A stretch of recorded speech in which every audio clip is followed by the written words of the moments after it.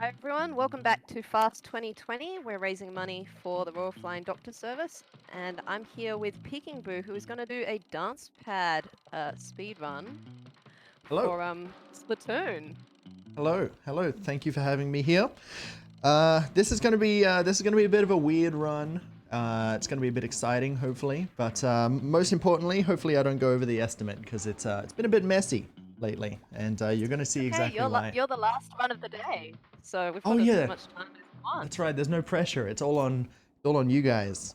You know whether you guys get to sleep or not.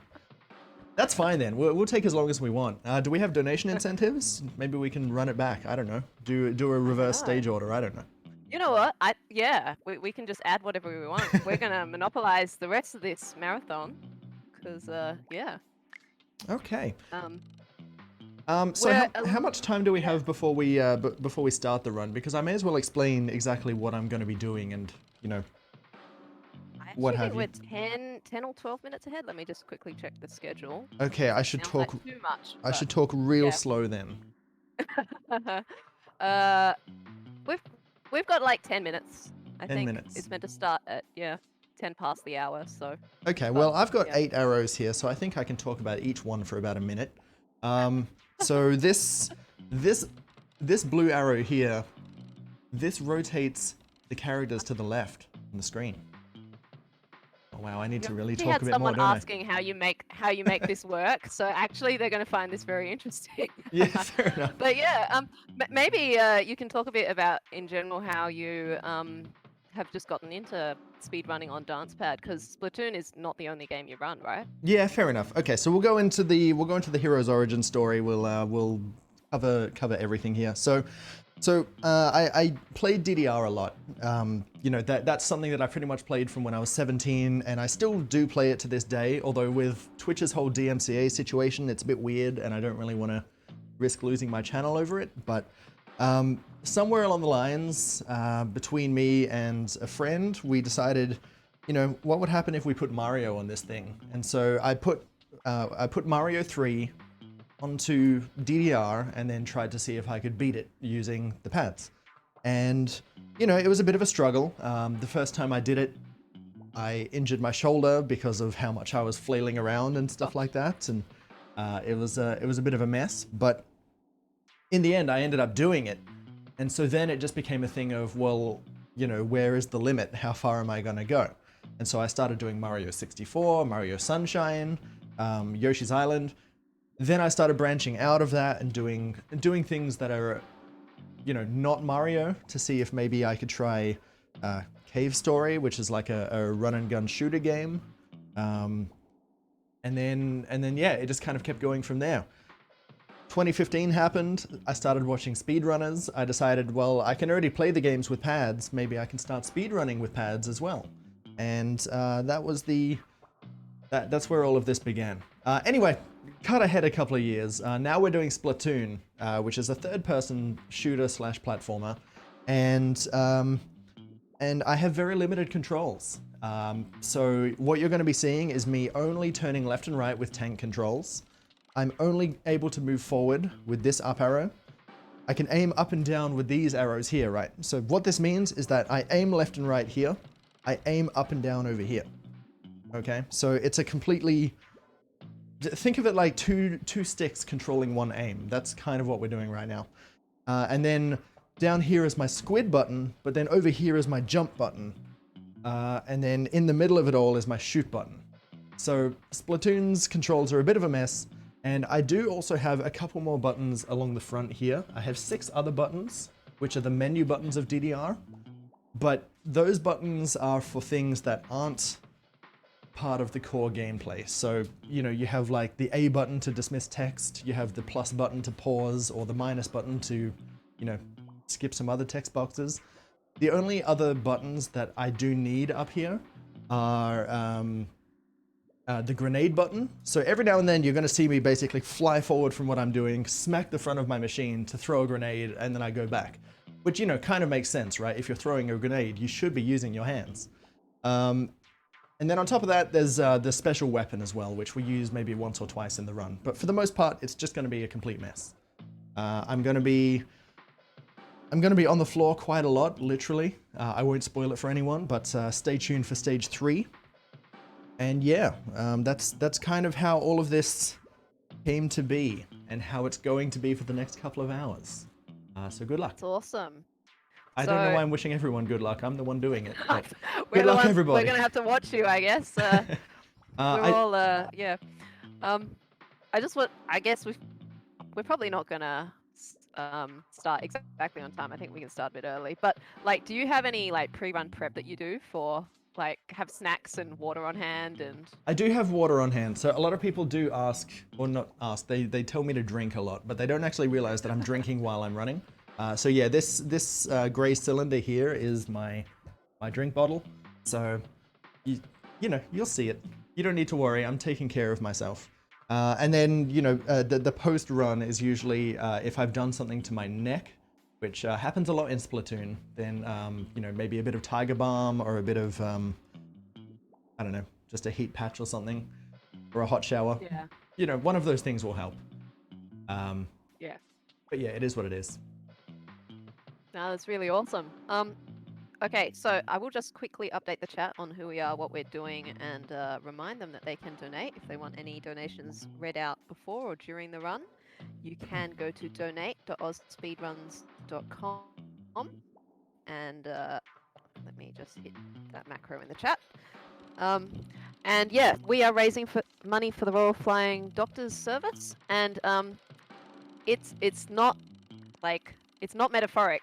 They are literally flying doctors. They go out with planes. They provide.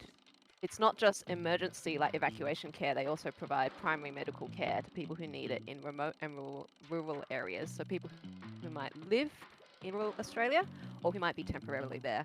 So if you're so inclined, head over to donate.ozspeedruns.com. We really appreciate everyone's generosity so far throughout the event. Okay. I did see a question in chat about how the gyro controls are going to work. You can see, whoops, good thing that didn't start the run. That would have been bad. You can see at the moment I'm holding the Wii U gamepad. So there's a little catch to this run. And it's that at the start of Splatoon, you can actually wait in the intro screen for a few minutes, and then it will completely unlock the gyro, and you can play manually to get through the stage. But for the sake of speeding things up, and also because I don't want to stand around at the start of every run, I do the tutorial stage with gyro, and then as soon as we get to the lobby, that's when I'll turn off all of the motion controls, put the touch screen, you know, up on a little pedestal, and then I'll be playing with pads from then on. So my first split in the runs says tutorial, dance padless, and then after that we're good to go. Cool. Okay. All right. I'll just see whether the organisers want to stop us from starting, but I think we've denied the people what they really want to see long enough. So let's just I'll wait for any no-go notification to come through. But Sounds good. And I'm just going to try not to press the A button again. Okay. All right, I've got the good to start, so when you're ready. Fantastic. All right, well, good luck me, good luck you, good luck everyone in chat. See you on the other side. Let's begin our run in 3, 2, 1, go. Okay, so like I said, with Splatoon, the very first part of this run, I can either stand here for a couple of minutes until the gyro becomes unlocked, or to save everyone some time and patience, we will just go ahead and use the Wii U gamepad for the tutorial only. Now, it is one of the unfortunate flaws about this game that they also carried over to Splatoon 2 as well. And, well, there's two of them, actually. The first is that you only get one save file, and in order to erase the save file, you have to go into the system menu and then delete your entire profile every time you want to start a new run. The second is this mandatory motion control that you can't switch off until after you do this stage. So I am just going to get to the end of this. We ink up here, there we go. Okay. And that's all we're going to need it for. So straight up, you saw how a normal person is supposed to play the game. Now, from here on, you're going to see how my version of normal is going to play the game. So I still do just need the gamepad for one more moment because I can't turn off the options until after all these cutscenes. And it's a bit of a mash fest, so everybody get comfy. And this is just like, well, Splatoon 2 is exactly like Splatoon 1 in this case as well, where it takes you to the lobby, and then you get introduced to your newsreaders for the game. And then after that, it just shows you everything around the entire game. So, you know, just bombard you with information instead of letting you explore. Anyway, so this is Callie and Mary. We're going to be seeing them kind of through the run, maybe. If you're new to Splatoon, I won't spoil it for you, but they are involved somehow. And yeah, here we go. So, first up is the Eiffel Tower. I actually don't know what any of these things do because I don't play Splatoon outside of the campaign. But I think the middle one is online, and then over to the left is where you get your cosmetics. I think over to the right there is where you do some training, and then after that, that little drain there is the campaign. And so there's a lot of people that don't actually know Splatoon has a campaign. Man, I did it again. I keep doing this. It's a recent thing that I keep doing, but I entered the campaign instead of the options. I can't do it now. I have to wear it. I have to wear it. We have to skip through this text as well. So here's the start of the game with Captain Cuttlefish. He's talking about the Octarians, how they've stolen our great Zapfish, which is the source of power for all of the Inklings here. So it's a bit of a turf war going on in the campaign, as well as the online multiplayer. And yeah, it's our job to reclaim all of the stolen turf and get our Zapfish back so that we can live a healthy and prosperous life. And man, he loves to talk. There's so much talking at the start of this run.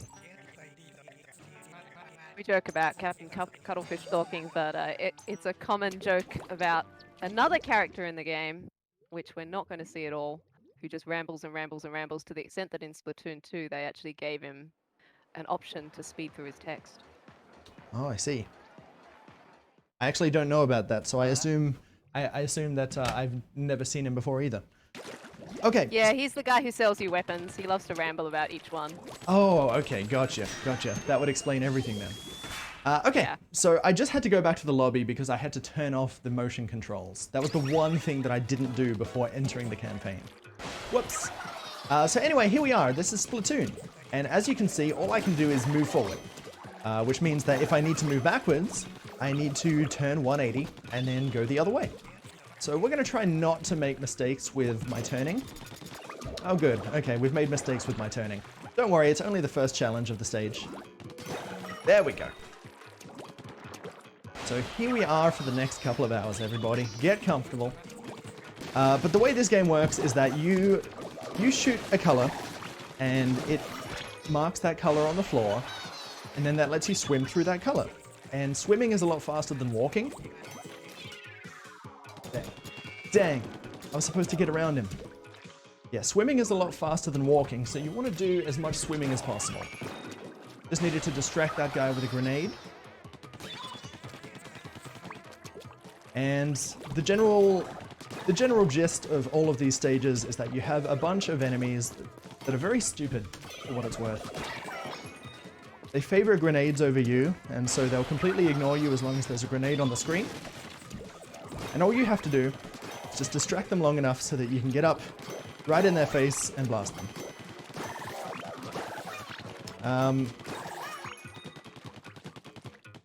Now what we have to do in this particular run is collect all of the scrolls in the game.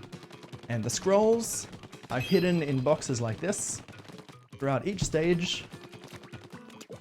Oops, hold on. There we go. And so we have to take our time, go out of our way to get these before we continue. But overall, there's going to be about 25 scrolls that we have to collect. And the only thing that they give us is a little bit of lore about the game. So we're going to be skipping over it as well. It almost seems pointless to collect them considering we're ignoring them and they don't add anything, but it's just another objective. And some of the challenges involved with getting them are, you know, pretty fun, so It deserves to be its own thing. Okay. So we're approaching the end of the first stage now. And this is where we have to go and find a key. Thankfully, it's in the same spot every time, which is in this back corner. And in certain areas, you'll see that enemies just suddenly spawn on you. But you can just ignore them. As long as you're not in a kill room, you can just ignore enemies for the most part. And that's stage 1. Now I just have to take a moment to catch my breath, actually.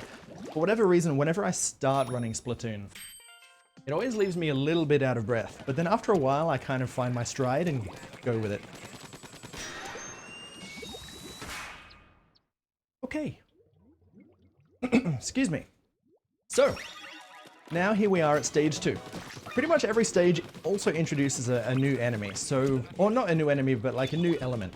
So in this case, the new element we have is this big balloon that explodes into massive amounts of ink if you shoot it. And those things are super handy, especially with taking out a lot of enemies, covering a large area, and taking down your bosses as well if they're available. And we also have these octaballs. The only way to kill them is if they get stuck in your ink. Otherwise, they just kind of bounce around all over the place. So we'll let these guys get stuck so we can kill them. There we go.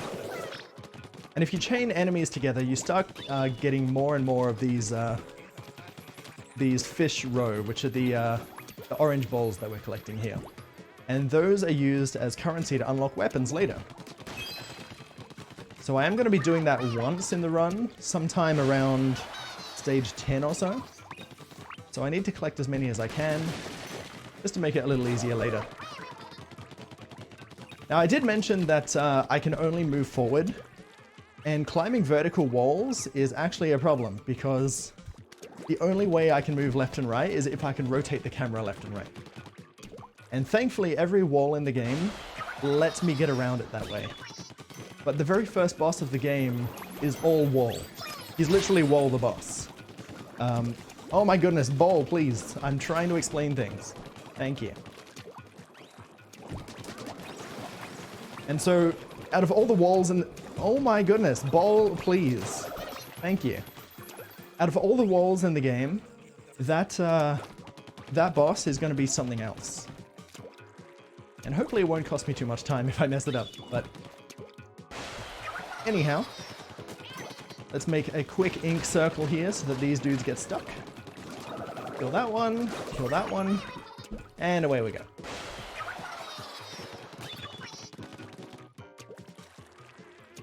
Now so far you haven't pretty much seen me jump at all, and there's a good reason for that. The next stage is going to be all about jumping. And where possible, I actually try to avoid jumping as much as I can, because jumping is the most exhausting part of this whole run. Like, so exhausting. Out of every platformer that I've played, jumping is the part that I look forward to the least. And it's the part of the run that I really don't want to do. But I have to. It's kind of the nature of things. I really shouldn't go up the middle here, but whatever, it's fine. We made it. Up we go. Done. Okay. Stage 2 is done and dusted, and now I have to get ready for the jump stage. Here we go. Once again, we got the scroll with a little bit more lore, which we promptly dismiss. So here it is. Oh boy.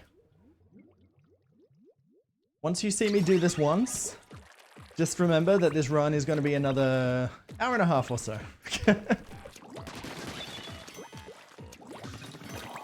Okay, here it is, first jump. And I can't even kill the first enemy. Whatever, he can live to tell the tale. There you go, that's a jump. That's a squid jump, actually. There's another squid jump, and another, and another. Oh, and I missed that jump, so we have to do it again. Okay, let's kill you. Let's kill you. Let's dodge that guy's attack. That time I didn't even squid. Oh my lord is right. Okay, let's just get... This guy is like far enough away that I can't shoot him. So we'll do the old grenade tactic. Oh, I'm low on ink. Okay, thanks. He doesn't even care. Okay, there we go. So there's your first jump. Or your first set of jumps. So here we go with every other jump from here on, I guess. After a while, I'm sure I'll loosen up and everything will be nice, but just as you're starting out, especially waking up on a Sunday, you know, the last thing you really want to do is start bending. Bending is very uncomfortable. Okay. So this is a super weapon that only lasts temporarily. It's called an Ink Zuka, and we can use that to just blast a huge line of ink straight at our enemies, just to clear out a room real quick. There's our scroll. Just got a squid jump from one block to the next. And because I took my time here, it looks like we actually have a favorable cycle for these walls, so that's nice. Okay.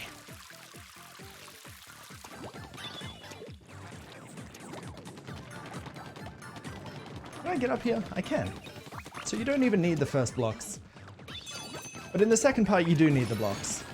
And, yeah, this is a bit of a tricky situation. So what you have to do is jump between these scrolling blocks, which means for me, I need to cover the wall first.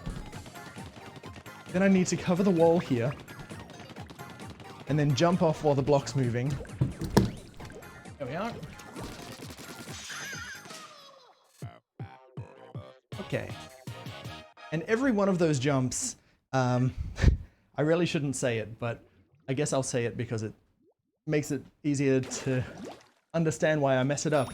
Every one of those jumps is a blind jump. Whenever I go down and hit the floor, I don't have a lot of view of my screen. And so I have a rough idea of where I am and what I'm doing, but if something happens, like while I'm in the middle of a jump, I don't really know what's happened. Okay. So on stage 2, I was mentioning about climbing up walls and turning around and stuff like that. This guy is the wall boss. And he's supposed to be the easiest boss in the game because all you do is put ink on him and swim up. But for me, he's actually pretty tricky. So all we do is put ink and swim up. Simple, right?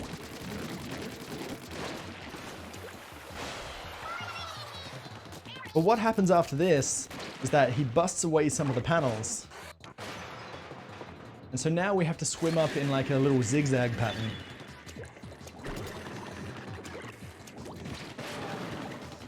Like that. Ah, dang it, I didn't make it up in time. But thankfully, if you're climbing up a wall and you get out the top, the camera actually rotates freely again. And so you can rotate the camera enough to make it so that you're moving forward on the wall, but technically moving left based on the camera angle. So that second one is actually the hardest part of the boss. And so now from here, it's just a timing thing. Okay. So we'll ink all of these. We'll just have to wait a cycle, unfortunately. Come on, buddy. Okay. There it is. And done. Boss number 1 is down. Oh my goodness. I think there's a lot of stunned people in the chat right now just watching you work on this run. So if you are impressed by PeekingBoo's play, maybe consider showing some appreciation via a donation to our charity or our organization, which is, and I'll tell you a little about the Royal Flying Doctor Service. They provide emergency medical and primary healthcare services to anyone who lives, works, or travels in rural and remote Australia. You can donate at donate.ozspeedruns.com, and that link is in the chat. And yeah, like if you have anything to say to the runner, there's no better way than to say it via donation. True that. If you guys have any questions, feel free to ask. I might need a drink in just a moment though. But yeah, happy to answer any questions that you guys might have. So, World 1 kind of has a very linear layout. You go from stage to stage to stage, and they ascend accordingly. Next, and from here on out, every stage is hidden in a random spot. And so we're going to be collecting the stages that are closest to the entrance to the furthest. So the stage that we've entered now is stage 7, despite the fact that we only just finished stage 3. And the stage after this is going to be stage 4. So just to give you an idea of how out of order we're going to be doing it. It's a kind of an interesting way of doing a stage layout, I suppose, but I don't fully understand it. I don't understand why they did that exactly, but oh well, it is what it is. And this stage starts introducing enemies that are hidden in ink, which is fun because we can do that too. It also has these massive bars called spreaders, and what they do is spread ink across a massive surface. So you're going to be seeing here a lot of purple ink that, you know, I erase with my yellow ink, and then they come back and just completely wipe over. But what we're going to do is stand on one of these, go down here, collect the scroll, stand back on it again, use it as a bridge. And hopefully I can get here in time before the spreaders. Okay. If you spam the jump button going up a wall, you technically jump out of the wall and climb up it faster. So that's what I was doing just there. I don't do it on every wall because it's massively uncomfortable. But for that one in particular, you really have to make the cycle, otherwise you end up wasting like 10-15 seconds. So I see it as worth doing. I think everyone watching the stream thought they had someone at their front door. That's my bad. You know, between running this and just banging on the floor and then running Celeste, where it's just doorbells constantly, I feel like I'm probably driving a few people nuts. Make them all think that they've got deliveries coming. Okay. A question in chat for you was, how much of the water bottle do you expect to drink by the end? If I remember, hopefully all of it. Yeah, I usually only end up having one bottle per run, regardless of how long the run is, because I don't abandon the game. But yeah, I don't know. I'll probably be having a drink soon, if I'm being honest with you. But oh, I fell. This is exactly what I'm talking about with how I can't see my jumps. There we go. But there is plenty of time between stages to have one, so I'll do one now. Just for you guys in chat. Okay.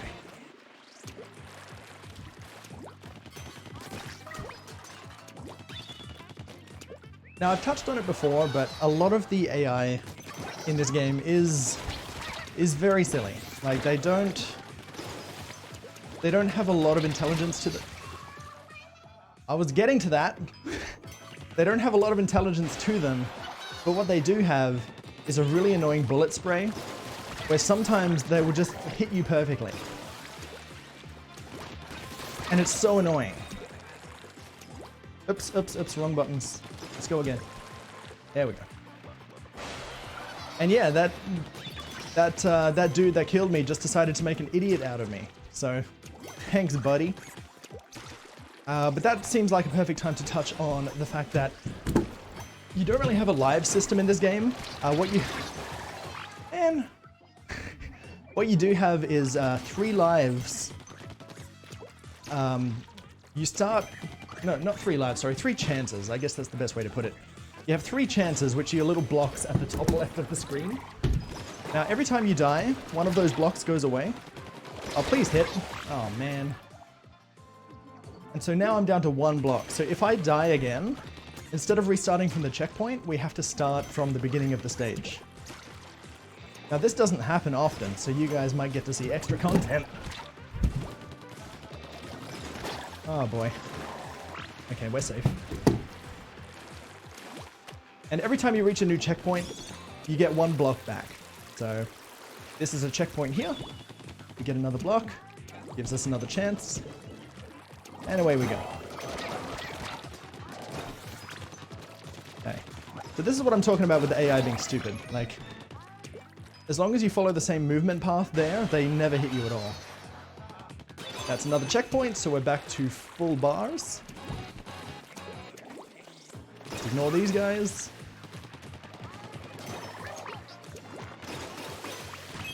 There's our scroll. And down we go.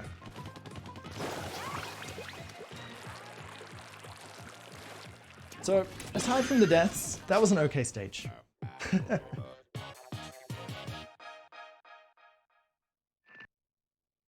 Nice stuff. I do have a donation, or a couple of donations to read out. Go ahead. So, from Dark Mesh, $11.17, who asked for you to give us your best squid voice, Woomy, if you want to. I guess. I love how it's a demand followed by a, you know, if you. Well, sorry, the donor has made a demand, but I, as the host, am more benevolent. So. I don't think I've ever woomied in my life. Oh my goodness. I'll let you think about that. Yeah, one. I'll think about it. Another. You gotta get the tone and the intonation right, huh? Another $11.17 was Spencer Silo saying, "My joints hurt just watching." You know, the more I reflect on it, the more I kind of, yeah, it does kind of hurt, doesn't it? It's a pretty uncomfortable run, especially because nowadays I'm actually a bit of a washed up, you know, DancePad Splatoon runner. I don't run this game all that often anymore, so you know these old bones don't work the way they used to. But yeah, it's definitely a very difficult game to run. Oh, that stage, by the way, that stage is done. Thankfully, there are some short stages in the game, and that one kind of mimics the online a bit more, where you go up against AI players, but it's very simple. Up, and I've fallen. Help, I've fallen, but I can get up, so that's great. Squid jump, and another one.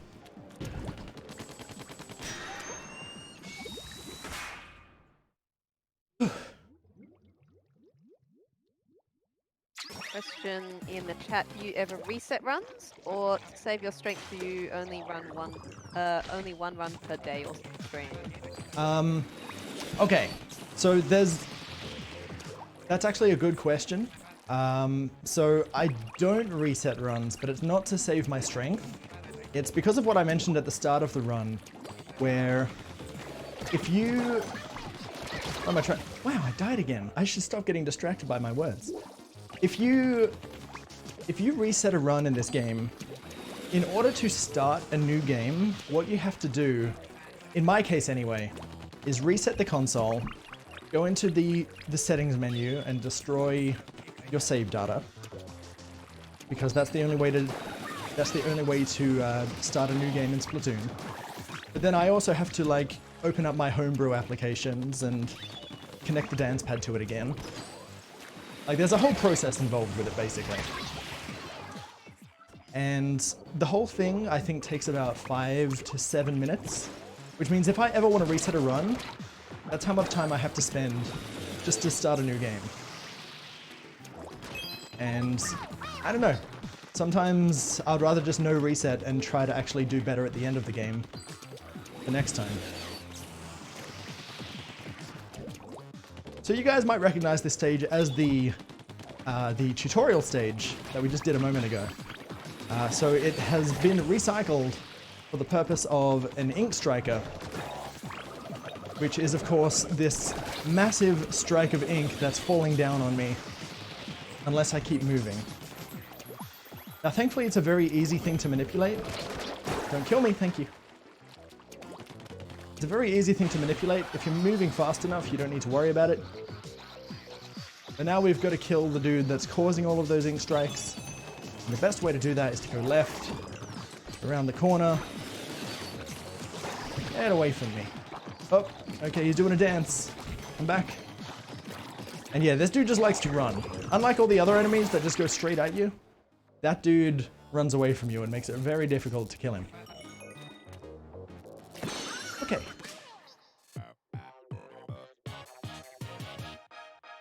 That wasn't so bad. There's another question in the chat. Have you ever won an online match on DancePad? Which I'm going to modify and say, have you ever even tried playing an online match on DancePad? Your question's easier to answer, and it kind of answers the second one. I haven't done online because I feel like it's kind of pointless to.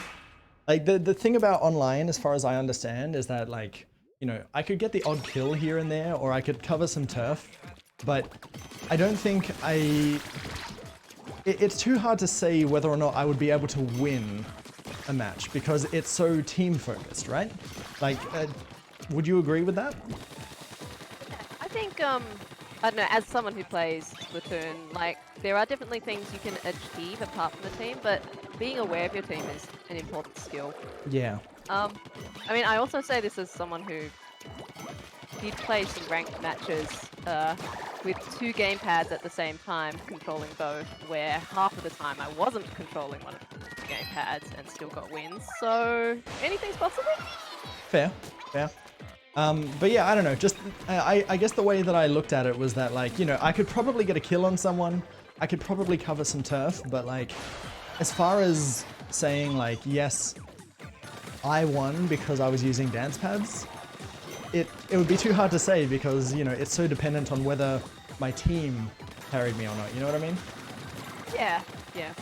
I think that's a pretty generous or like a kind perspective to take as well, being aware that it's a team game and that your fun in trying to do a challenge is going to affect the others in the match. So. Well, okay, let's not go that far. Like, I'm all for... I'm all for bringing the team down so long as, you know, there's kind of something that I can show for it. You know what I mean? But okay, so here's the question. Would you, if we set some kind of weird, crazy incentive, would you try it? I mean, sure, but I wouldn't want to.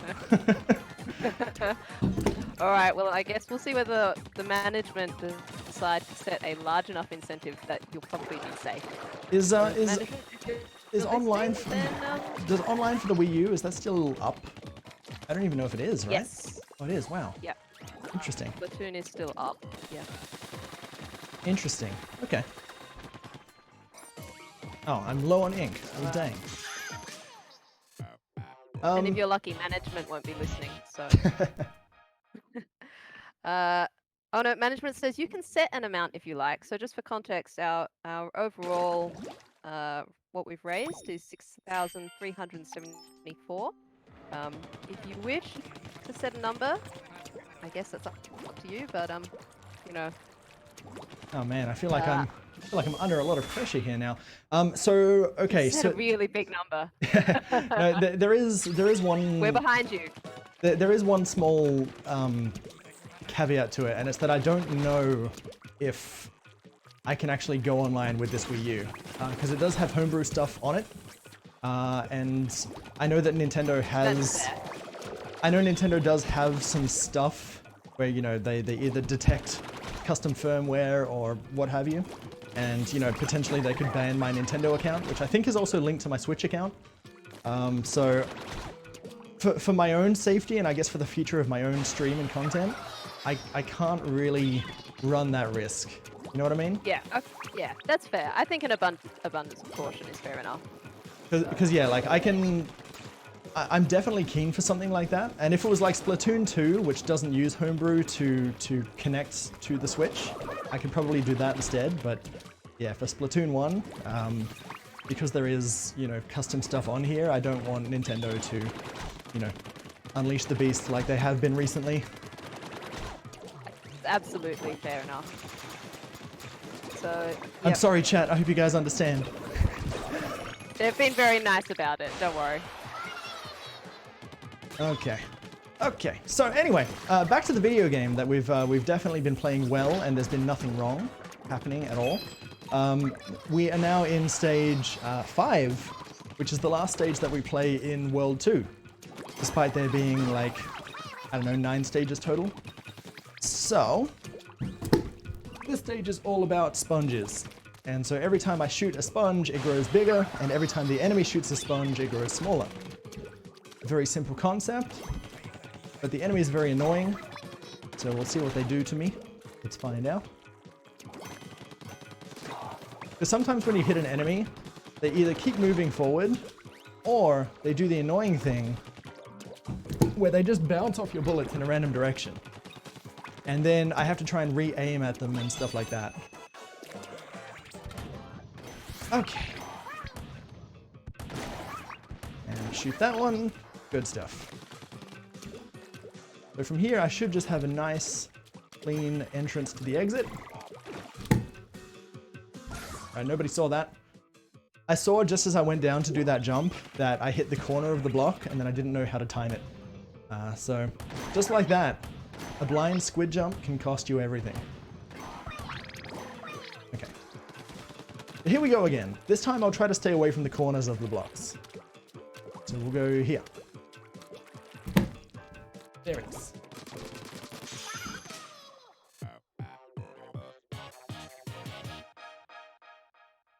And just like that, World 2 is pretty much done. We're up to boss number 2, which is the dreaded Octanozzle. And this guy doesn't have a whole lot going for him, but he does have a nice pair of shoes. And I always like pointing them out because they're so cute. Okay. Just getting back on the online topic though, the games that I have done somewhat actively are usually Fall Guys, which is not as bad as it seems. And That sounds awesome. and Mario Maker multiplayer versus. That's also been pretty fun. And I don't do them very often nowadays because I've been speedrunning Celeste quite a bit. But every now and then I like to whip him out and see what happens. Look at his little shoes. They don't even need to be there, but they add so much. I think, Okay. yeah, it's just a good reminder that everyone, or most runners who are a part of ASM, do stream their chosen games pretty regularly, so go check them out.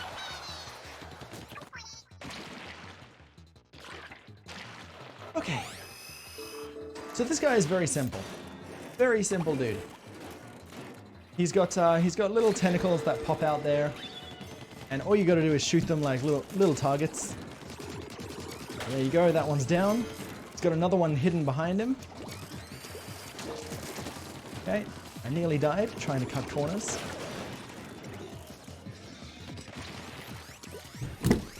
And then you just ink up the side, and then shoot the tentacle on top. Rinse and repeat. We just have to do it one more time.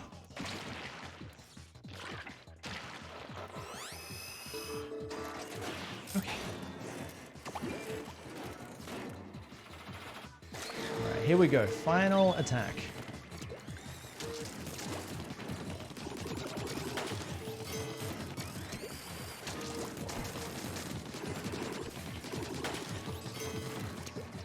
So once again, it's just rinse and repeat.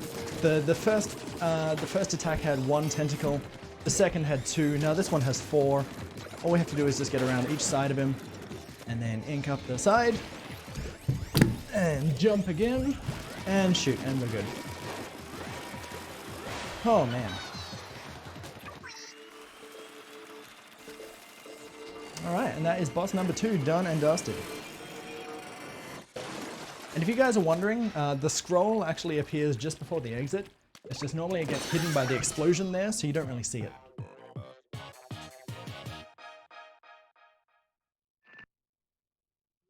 Okay. So with that, we are up to World 3. And this is where some plot starts coming along. And you can't skip any of the cutscenes in this game. So if you read fast enough, you can actually have a full understanding of what's going on. Alright, on to World 3.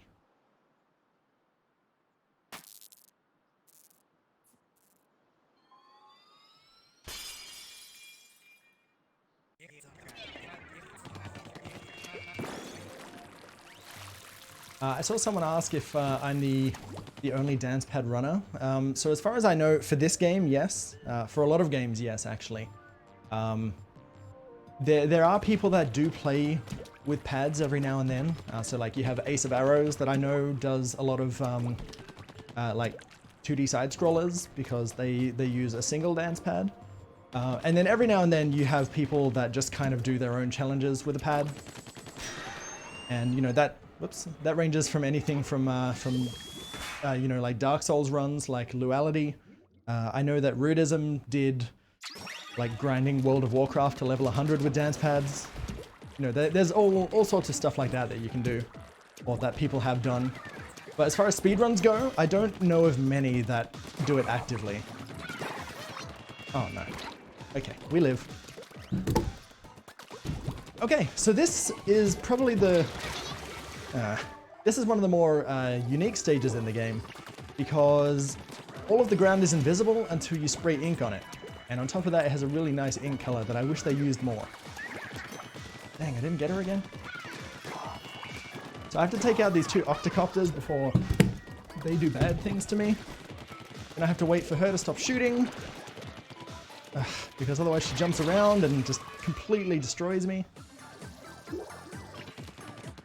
And if I'm not careful, I'm gonna get game over before I've even started. That's no fun.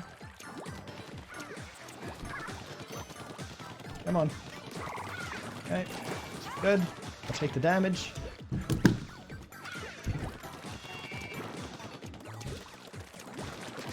Okay, we got her that time.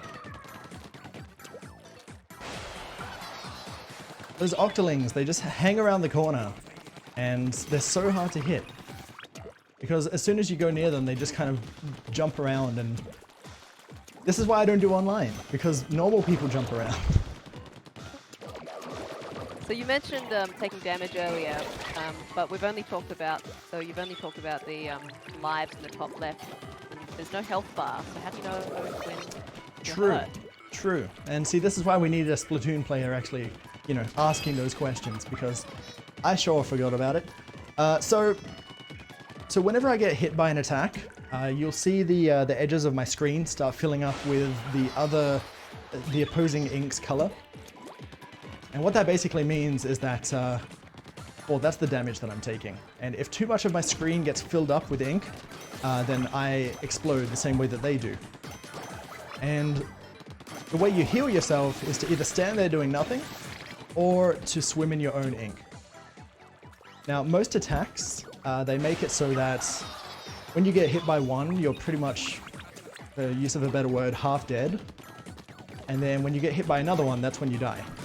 So when I say that I'll take the damage, it usually means that I'll sponge one hit because I know I'll survive. But then I need to make sure not to take any other hits from then on. Right, now we need to cross this invisible bridge. Yeah. Throughout the story mode, there are armor pieces as well, but I'm guessing it's not worth going out of your way to pick them up. A lot of them are actually in the way, so I do pick them up anyway. There's also parts where I do sponge damage just, you know, to make my life easier. And one of those is coming up in just a moment, actually. So that's good timing on that. Okay. So once again, we have a wall where if we jump out the top, it lets us freely rotate the camera, but then if we get on top of the wall, it becomes very difficult to climb it. That's okay. We're up there now. So yeah, here's an armor piece. So now I technically have an extra hit. Or when I say an extra hit, it means I can die once and still survive. We're gonna hide in the ink. Surprise! And then we're gonna go back. They didn't see that. Okay. So by going up the stage this way, it actually stops the enemies from spawning that would spawn here. Until I jump across. And so if I do that again, normally there's enemies up here that are shooting down at me, but they don't spawn until I get there, and then I just go to the end. That's nice. I actually don't know why that happens, but it seems to only happen when I collect the armor as well, so that's why I do it. I don't even Cool know. little, yeah. Yeah, I don't even know if that's a Fraction? thing. If I don't know if that's a thing that speedrunners even use. They probably don't need it. It's cool. All right. So I'm just going to take a quick detour to the top of this screen here, because I need to activate that ink rail. Later on, when it's time to enter the boss stage, we need to climb up that rail, and the only way to climb up it is to activate it from the top.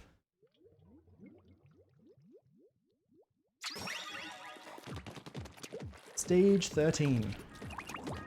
Stage 13 introduces these scrolling platforms. They run on a cycle along a track, back and forth.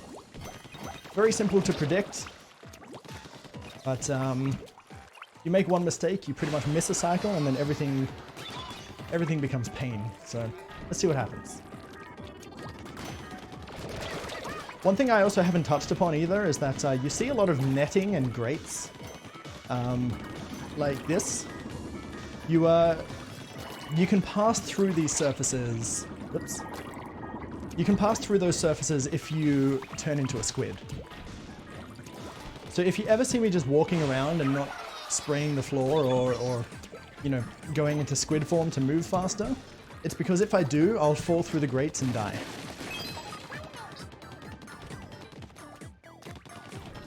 Alright, back we go. Let's kill that guy. And so now it's time to climb and quickly spray the walls. Unfortunately missed a cycle, but that's fine. So I'll spray this wall here so that when this wall comes out, I can quickly go from this wall to this wall without having to wait. And one of those walls, I noticed when you tried to ink it, it didn't get ink on it. Yes. Yes. So So, I think it takes a little bit of getting used to, but there are certain walls that just have ink bouncing off them completely. So I guess the best way to look at it is like any kind of tarp surface, similar to those yellow cylinders you just saw me go past. Whenever you put any ink on those, it just completely bounces off them. yeah, it's so- something that's quite hard for people to sort of like get hang of initially. Yeah, Like you metals and you just want to plastics. ink on metals, basically. Seems like, yeah, like you said, plastic is the one that... Oh, I actually got that. But yeah, after a while, you just completely ignore it, to the point where I didn't even think about it. All right, stage is done.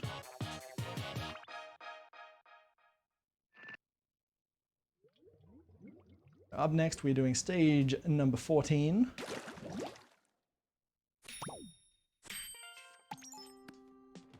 And in order to do that, we have to climb up this wall, go around this corner, jump, jump, jump, jump. Okay, so this is a grated surface. So if I was to go squid form, I would fall straight through that, which is bad. So we don't want to do that.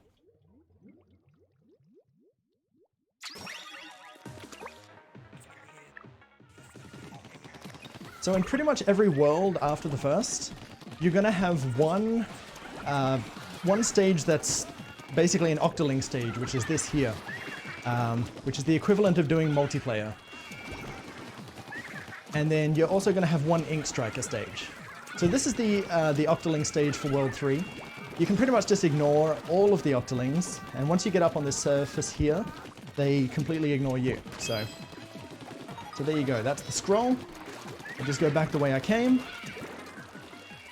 Good. And away we go. There's only one hard Octoling stage, and that's in World 4. So you'll be seeing that very soon, but yeah, I think the hardest part about the Octolings is that if you get near them, they just fixate on you. And if you can't get away in time, then you're in big trouble. Back we go. Along the railing. Jump over here.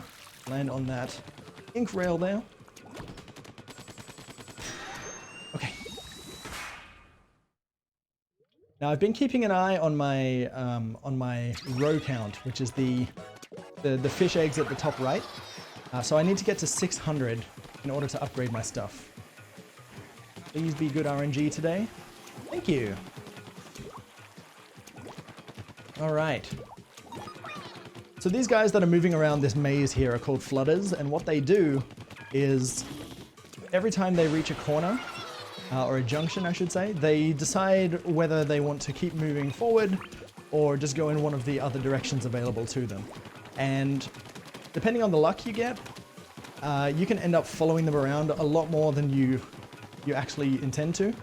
Hello? Can you... Okay, there we go. Perfect example of bullet spray there. It's always a good time trying to hit something from far away. So let's try and do it again. Thank you very much. Okay, and the scroll is hidden under the platform. So now that that's sorted, I can jump off here. Little leap of faith. I always get really scared doing that jump because I don't really have a lot of control over my directions in the air, but it paid off, so I can't complain. I'm gonna get the safety armor here because sometimes these guys just get a perfect hit on me. Thankfully they didn't, so let's keep going.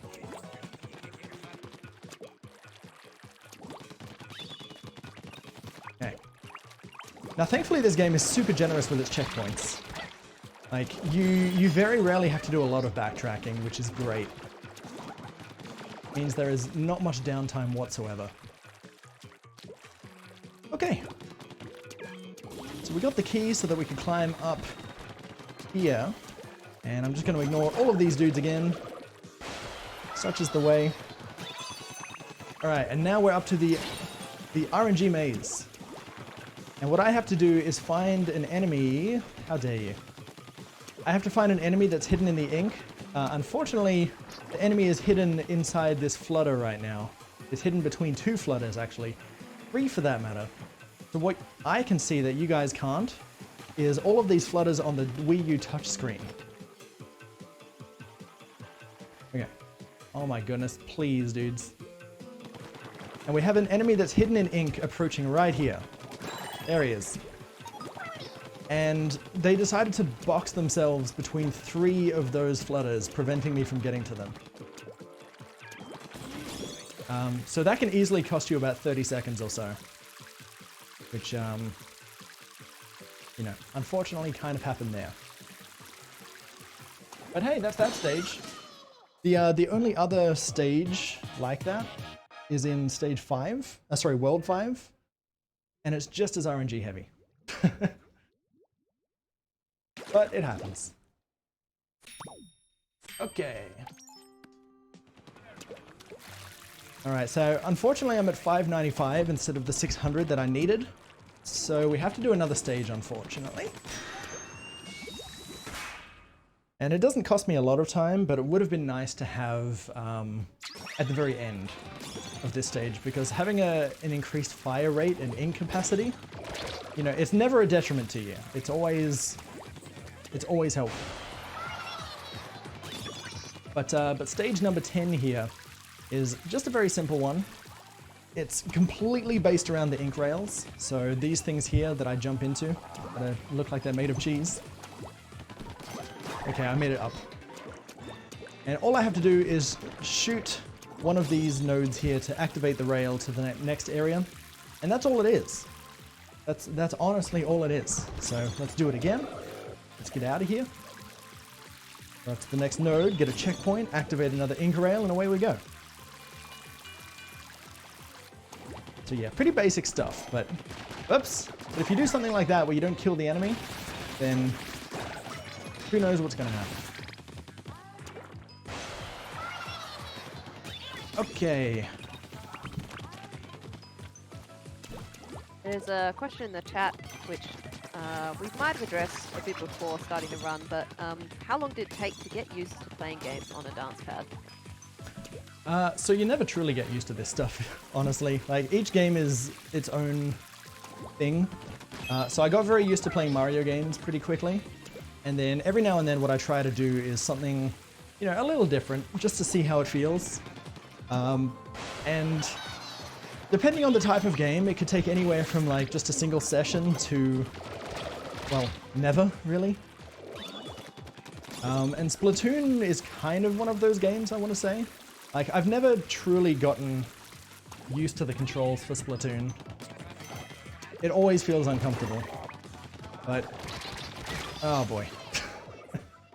And a lot of that just comes from the fact that I know that I can't move backwards or I can't move left or right. Like, there's just a lot of limitation to what I can do that I just have to accept that, you know, sometimes I'm just in a situation where I'm gonna die. And there's not really much I can do about it. Okay, okay, okay. And this is where it would have been nice to have an increased fire rate. So that, you know, I can quickly pick these enemies off instead of having to slowly go around. But thankfully picked up the Inkzooka, so it made short work of them in the end. Let's keep it going. Alright, so final ink challenge, which I've already messed up. So every time I fall off these ink rails here, I have to go back to the beginning. But what I want to donations. Oh, sorry. but what I want to do is maintain my momentum, and ideally, anyway, I want to jump just before I reach the end, so that I don't get stopped. But that's not happening, so I guess I'm gonna have to go back to squid jumping, which I don't want to do, if I'm being honest with you. Like, it's a Sunday morning. I don't want to squid jump. Oh, I can't even get on the thing. All right, I'm gonna try one more time. Okay, we're up. Let's do it again. Okay, one more. Actually, two more. Okay, now one more. Let's go. Thank you. I didn't have to squid jump. I feel like I've just saved my own life. Nice. But go ahead with donations. Sorry. Sorry, yeah, when you fell down there, I forgot there wasn't actually that much further to go up. So we've got $54.77 from Zen Tractor saying Woomy, perhaps to fill in our Woomy earlier. Thank you. And $54.77 from Dew-Eyed asking, does PeekingBoo ever play dance games with the pad? I do, but Twitch has made it a bit difficult recently because, you know, DMCA and stuff like that. And especially with DDR being a music game, you don't know how many of the songs in DDR are actually licensed and which ones are just, you know, available to play. And since it was, you know, designed to be something that gets played in a public arcade, you can't necessarily say that it was ever licensed for broadcasting in the first place. So it pretty much means if I want to play it, I do risk getting a ban every time I do, which is kind of worrying. Do you still play, like, just for yourself, for recreation? If I have time, yeah. If I have time. But yeah, I don't know. It's definitely something I prefer doing on stream. I'm dead. I'm dead. Let's try that again. So the annoying thing about this stage is if I collect that checkpoint there, I have to go back and get the scroll every time. Otherwise, I'll end this stage without collecting the scroll and then have to do the whole stage again. Okay, he's dead. Other than that, though, it's a super simple stage. Okay. So once again, we go around to the left.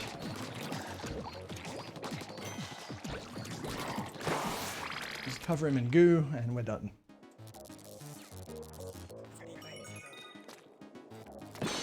All right.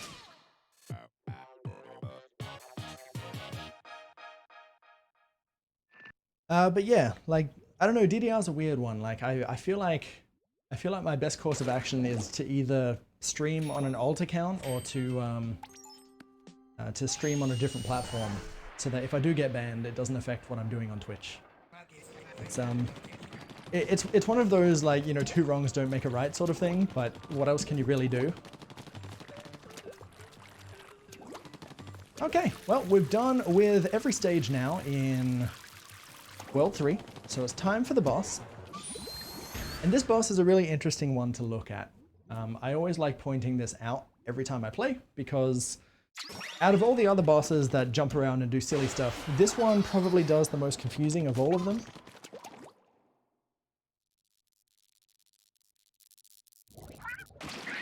Okay.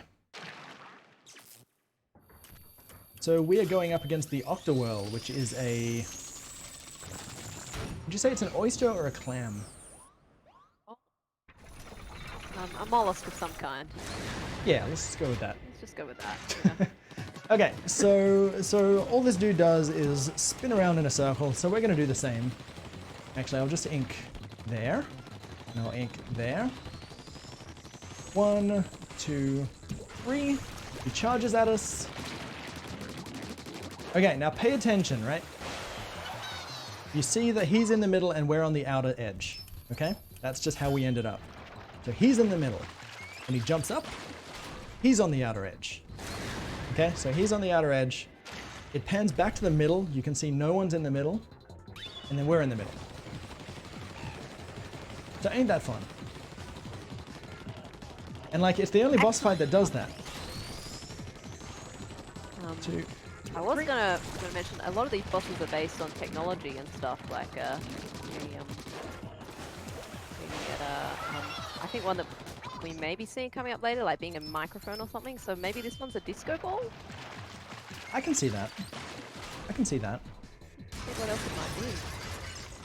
I know that they definitely like with Splatoon 2, it was definitely more bathroom themed. Or maybe not bathroom, but like, you know, kitchen it's like appliance themed. Yeah, that's the one. There was the toaster and the yeah, and the shower and whatnot. 2, yeah. 3. Oh wow, he got out of that. Well, let's go again. 1, 2, 3. Are you done? Yeah, you're done. Oh yeah, I could see it as a sea mine as well, actually. So in that sense, maybe it's an urchin. Ah, Who knows? that's but, probably it. but yeah, I can definitely Like see. an urchin crossed with a, like, yeah. That's probably it. Yeah. We're learning today. We're just gonna make up our own lore. Like, even though we're picking up all the sea scrolls, forget about it. We'll make up our own lore. Yeah, for what it's worth, though, the lore from the Sea Scrolls, I feel like doesn't really answer a whole lot anyway.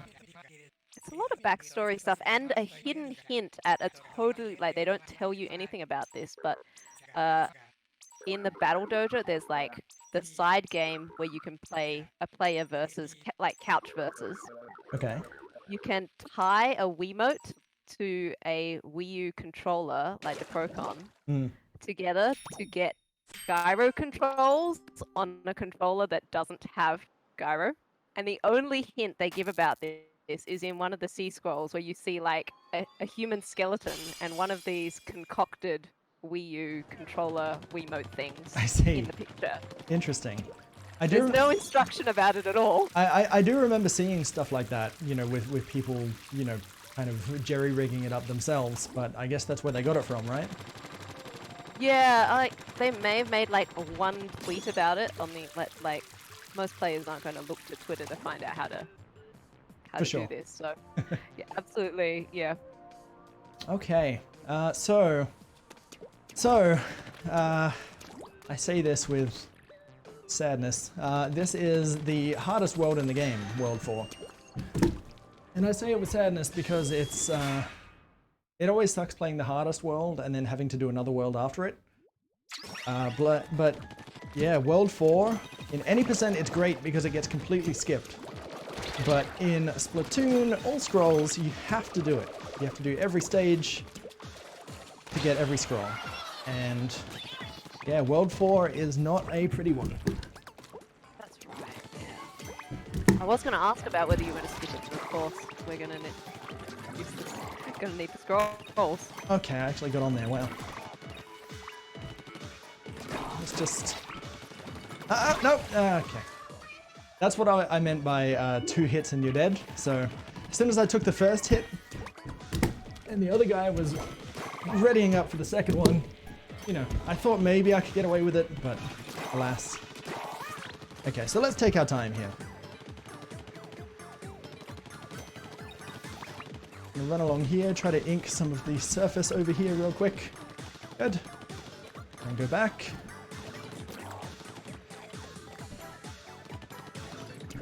And just missed. So yeah, you can see this jump is That- real annoying. Yep. Okay.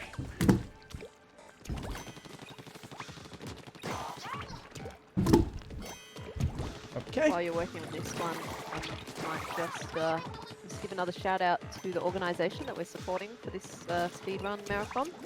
So we're supporting the Royal Flying Doctor Service, who provide emergency medical and primary healthcare services to anyone who lives, works or travels in rural and remote Australia. If you'd like to donate, you can go to donate.ozspeedruns.com. I think that's the first That's the first like, splat, game over yeah. for the run, is it? Yeah. Yeah, so while you were talking, I figured maybe I'll just get away without anyone noticing. Sorry, I should have covered for you a bit longer. It's okay. It's okay. As you can see, it doesn't take a whole lot of time to get back here. It's just this particular scroll is really annoying. Like really annoying. No, dude. Ugh. All right. All right. Here we go again.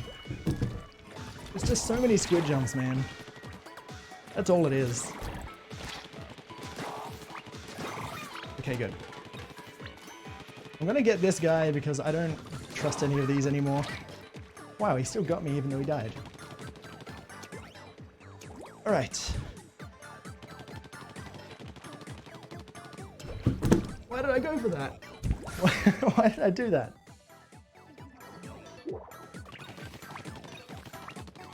Okay. So yeah, I'll take some, I think I'll just have some serious time for a moment then. Okay. As long as I dodge one of the attacks, then I'm gonna be okay.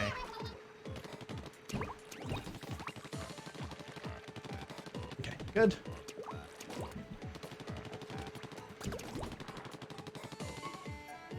Man, I'll go around again. I didn't have the right alignment. And my track record has dictated that I need to do better. It didn't jump! No, dude, come on. Ouch. Just a reminder to chat, like, PeekingBoo can't see the jump that he's lining up for when he goes down for that, so lend him your energy. We're gonna get this jump. Alright, here we go again. And we're so close to 6,500, maybe that's the energy we need. Yeah, come on, chat. Let's get some donation train coming in here. Like something that we can read and listen to while I'm just hitting the deck, you know? Okay. That's 1. 2, 3. Let's do it. So we'll go along here again.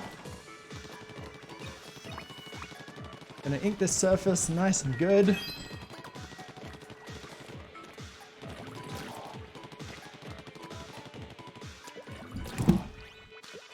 All right, there we go.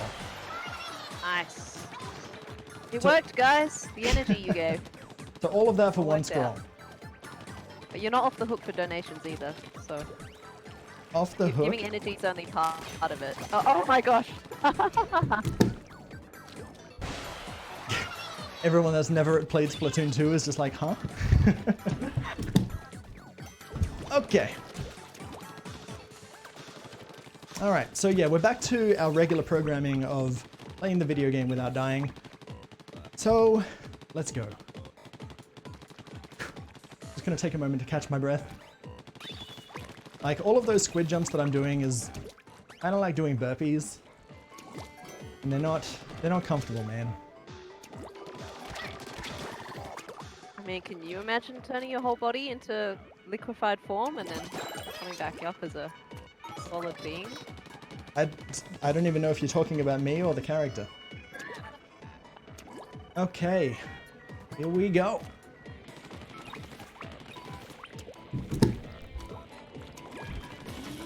So we got the key. This is the final part now. All I gotta do is fall down, get this shield, shoot the dude on top, and then shoot wherever they spawn. Please, please. Thank you. Alright, no harm done. done. All right, not that I'm counting or anything, but we lost 4 minutes on that stage. Whoops. It's alright. Last one of the day. We've got all the time in the world. For sure, for sure. But yeah, the estimate for this run is 155, and currently, well, I just used my last 4 minutes, so it happens. All right.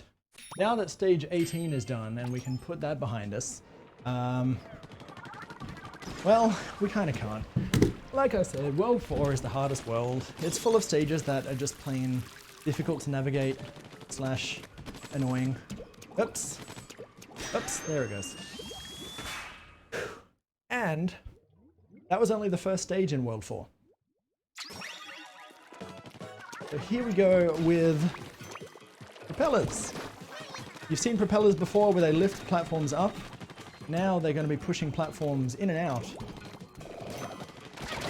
And so I have to do things like this. Oh, I keep colliding with it. You know what? That's great. If I keep colliding with that... Oh, and now I haven't inked the top, so I can't get on. Shout out to propellers, dude. Okay, this time. Nope. Nope, hitting the propeller. Nope, I'm still hitting it. Nope. There it goes. Okay. Real speedrunners don't have this problem. Yeah, if you're tuning in late, it is very hard for PeekingBoo to move left and right while going up those walls, so... Oh, please. Oh, my goodness. Okay, let's go back around again. Oh, lordy. Don't worry, everything's fine. It's just a Sunday morning. That's all it is. There are a couple more donations. Anonymous donates $27.92, and I hope this is said in kindness. F-A-S-T-E-R. Imploring you to go faster, but I think it's all in good fun. From Zoomy G, hope everyone is having a great, fantastic, silly Squidward Sunday. Love from Zoombert Goombert, and that's $17. Thank you. Thanks, Zoomy. That's cool. I don't take stuff like that personally anyway. Like, I know that as far as like movement goes, this is not going to be the fastest in the world. I never promised that, but what a setback that was a moment ago, though. Okay. Another one just came in. Sorry. Yeah, go ahead. Yep. $55.20 from Nikasa. I'm just in awe of how easy PeekingBoo is making this run look. Good luck with the last two worlds. I can't wait to see how you handle the... I guess I can spoil the name of the final boss, DJ Octavio. Yeah, that is coming up, isn't it? I forgot about that. Yeah, so the final boss in Splatoon is certainly a sight to behold. Very different from the rest of the game, but definitely in a good way. Okay. I died on Octavio so many times casually. This is gonna be fun. Speaking of fun, trying to actually hit this propeller is a lot more difficult than it seems. Okay, let's...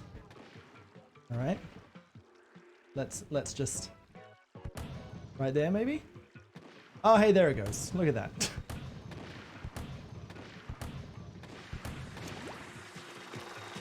Alright. I don't even have gyro, and that's, like, impossible. Okay. So now we're on the auto-scroller part, and if you die here... Oh, okay. If you die here, then you have to go back and bring the platform across again, and the whole thing is just a very uncomfortable situation. And the only reason I bring that up is because now we have to do a leap of faith over to this box. So here we go. And if I go too far like I almost did then, there'll be no floor below me. But we're good now, so. The only thing I have to worry about now is the spawns of these enemies. So the first one should spawn right in front of me for me to kill. Good. The second one hopefully spawns to my right. And it didn't. Good. Let's try again. We have 2 more chances. The first one. Okay. Oh, didn't spawn to my right again. At least now I have the bubbler for a brief moment so I can like be invincible, but they jump around so much it's really hard for me to hit them with. But hey, we got there in the end.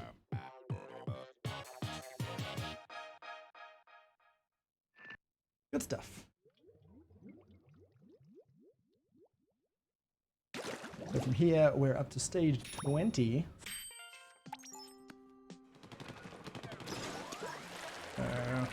Let's see. Jump across to there. And then take a rail up to the top here. Speaking of Octavio, that was his little cameo in the sea scroll there. I wasn't even looking. What's it called? I guess everyone else gets to look I at just stuff. glanced up and thought it might have been the one. He does turn up in one of the old-timey. I see. Scrolls. So if you guys remember before when I was saying that there's only one difficult Octoling stage, this is the one. This stage shows no mercy.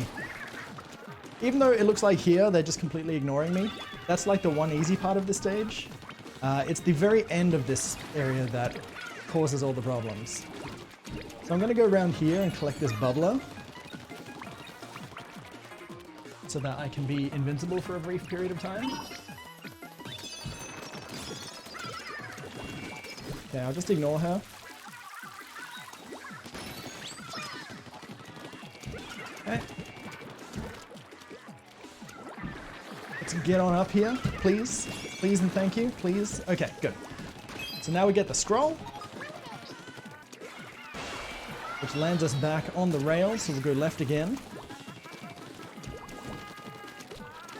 Okay. Got a bit of safety here, which is nice. And then hopefully I can just get up without dying.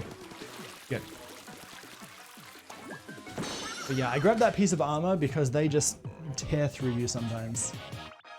But that went okay.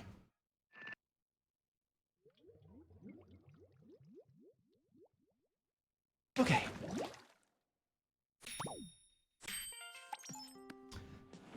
So the next stage after this is going to be another Ink Striker stage. I'm fairly certain anyway, unless I've got my orders wrong. No, it's not. It's a completely different stage. So this, when I was playing this casually, I found this to be the hardest stage in the game. And I say that playing casually with DancePads because it has these rotating platforms here, and they do not wait for anybody. Speaking of waiting, those guys did not jump down the way I thought they would. And so yeah, these platforms, if you're not used to them, they really throw you off. And there's a lot of them in this game, or in this stage I should say. So all I have to do is just make sure that I ink a surface that I can later stand on. Otherwise I'll slip right off. Anyone that's played Mario Sunshine, where you do like those secret stages without flood, that's kind of what this is like. Okay. So while you're in an ink here, you're still susceptible to gravity, so you couldn't hold it on as it rotates around. Okay, so you can swim up walls. So as I slipped off there, I can swim up. But if I end up going under, yeah, I would drip out. So, okay, there we go. So yeah, you're not stuck on the block forever. You've got like 270 degrees of the thing that you can actually work with, but then the final 90, which is underneath it, is will not cooperate with you. But honestly, now that I've played this stage a bunch, it doesn't feel as difficult as it once was. But I think that's also because I know exactly what to do and what not to do. For example, that's what not to do. I normally squid jump there, but I was lazy and confident. So let's go up again. There we go. So if you squid jump, you get a greater distance because you move faster, which is handy. And sometimes you get situations like this, where your ink doesn't quite get you up the full way. scroll is hidden in this little compartment below the stage. Really, really easy to miss, because your camera doesn't focus on it at all. And if you want to do the stage without really thinking, all you have to do is just hang on like one of these edges here. Wait for it to rotate around. And then up we go. And then do the same thing here. Because, you know, sometimes it's not easy to get a lot of coverage in such a small amount of time. But that definitely trivializes that part of the stage.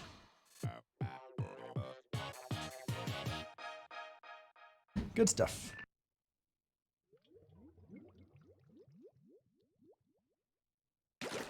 Okay.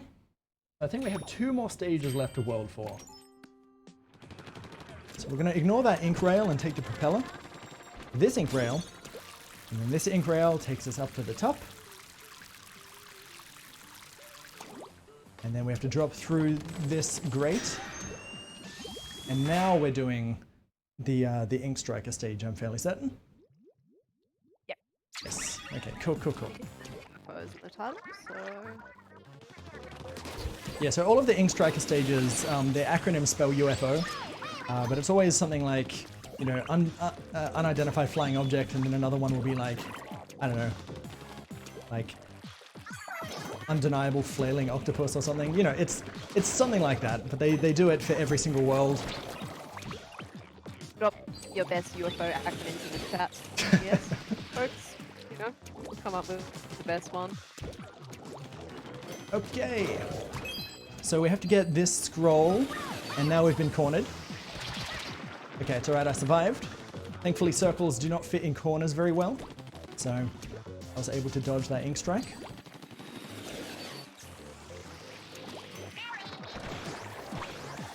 Okay. So what I'm going to do is just stand here to bait it out, and then swim through. The good thing about the ink strike is that it always launches ahead of where you're moving. So whatever direction you're holding, that's where it'll launch. Oops. If you're not holding a direction at all, then it'll just launch on top of you. So sometimes when you know the strike is coming, you can just stand still and just wait.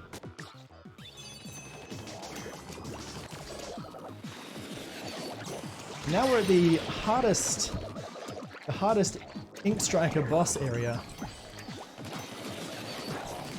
Because it has these walls you have to climb over. But thankfully I had a shield that I could just sponge the damage through, so that's great. Otherwise I would have died. There we go. Yeah, so that was an unwelcome flying object. Do they all just say flying object? I think they do, right?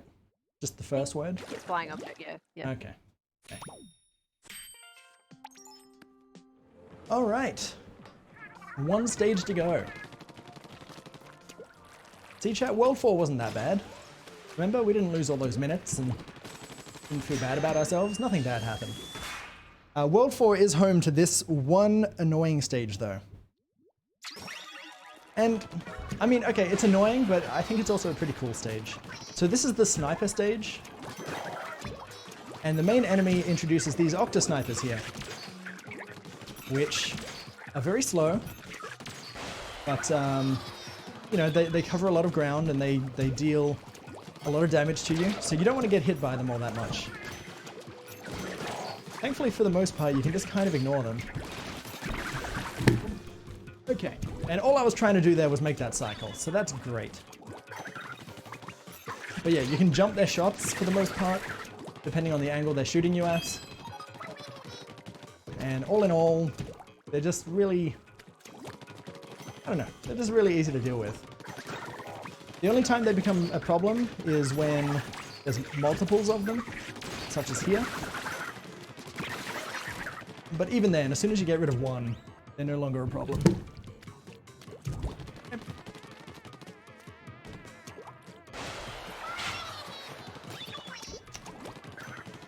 So there's not much more to this stage. It does have a cool part toward the end though, which is kind of like a sniper gauntlet. And that's honestly the part I look forward to the most. Did he see me? No, he didn't. So they can't see you when you're in your own ink. The reason I go around the back here is so that I can ink this area without any of those scrubbers cleaning up my ink. So all I got to do here is just jump across, dodge him. Just got to hit this block here. Please, please. Okay. You can see that my reticle is outside of the block, but my spray is still hitting it because aiming in this game is ridiculous. Okay, I almost died doing that, but we're good. Over we go. Okay, not over we go. We have to do it all again. Wow. Oh no. Don't give me a splat here, dude. That would suck.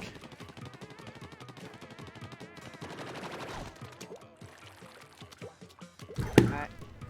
Okay. Okay, it's fine. I've got this.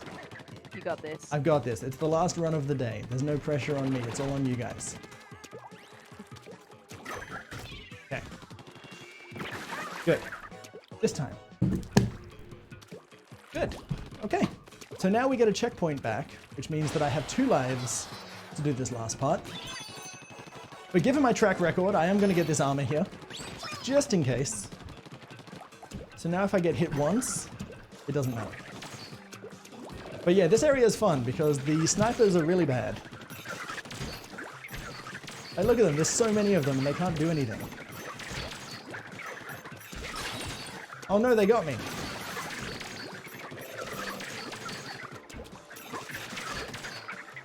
Nope. This isn't how it goes. God, Okay, it's fine. Like I said, they're really dumb. It's very rare that you'll die from them. You're a very popular person. Yeah.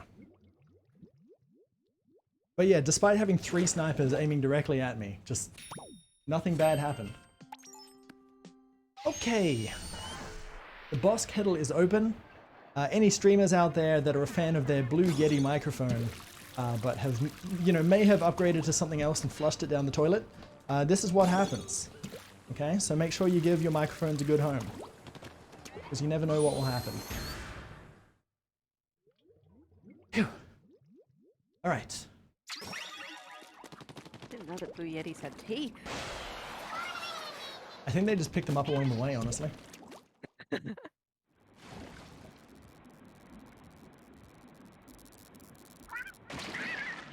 Okay. So the way to beat this boss is actually hinted in the cutscene. It says no triangles. And if you've been following up to this point, the triangles are your grenades. All you have to do is shoot its teeth out, and then bang. That's it. This is actually the easiest boss in the game, despite World 4 being the hardest.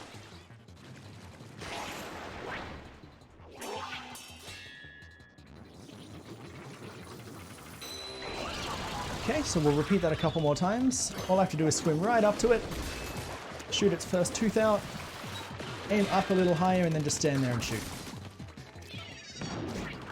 Okay.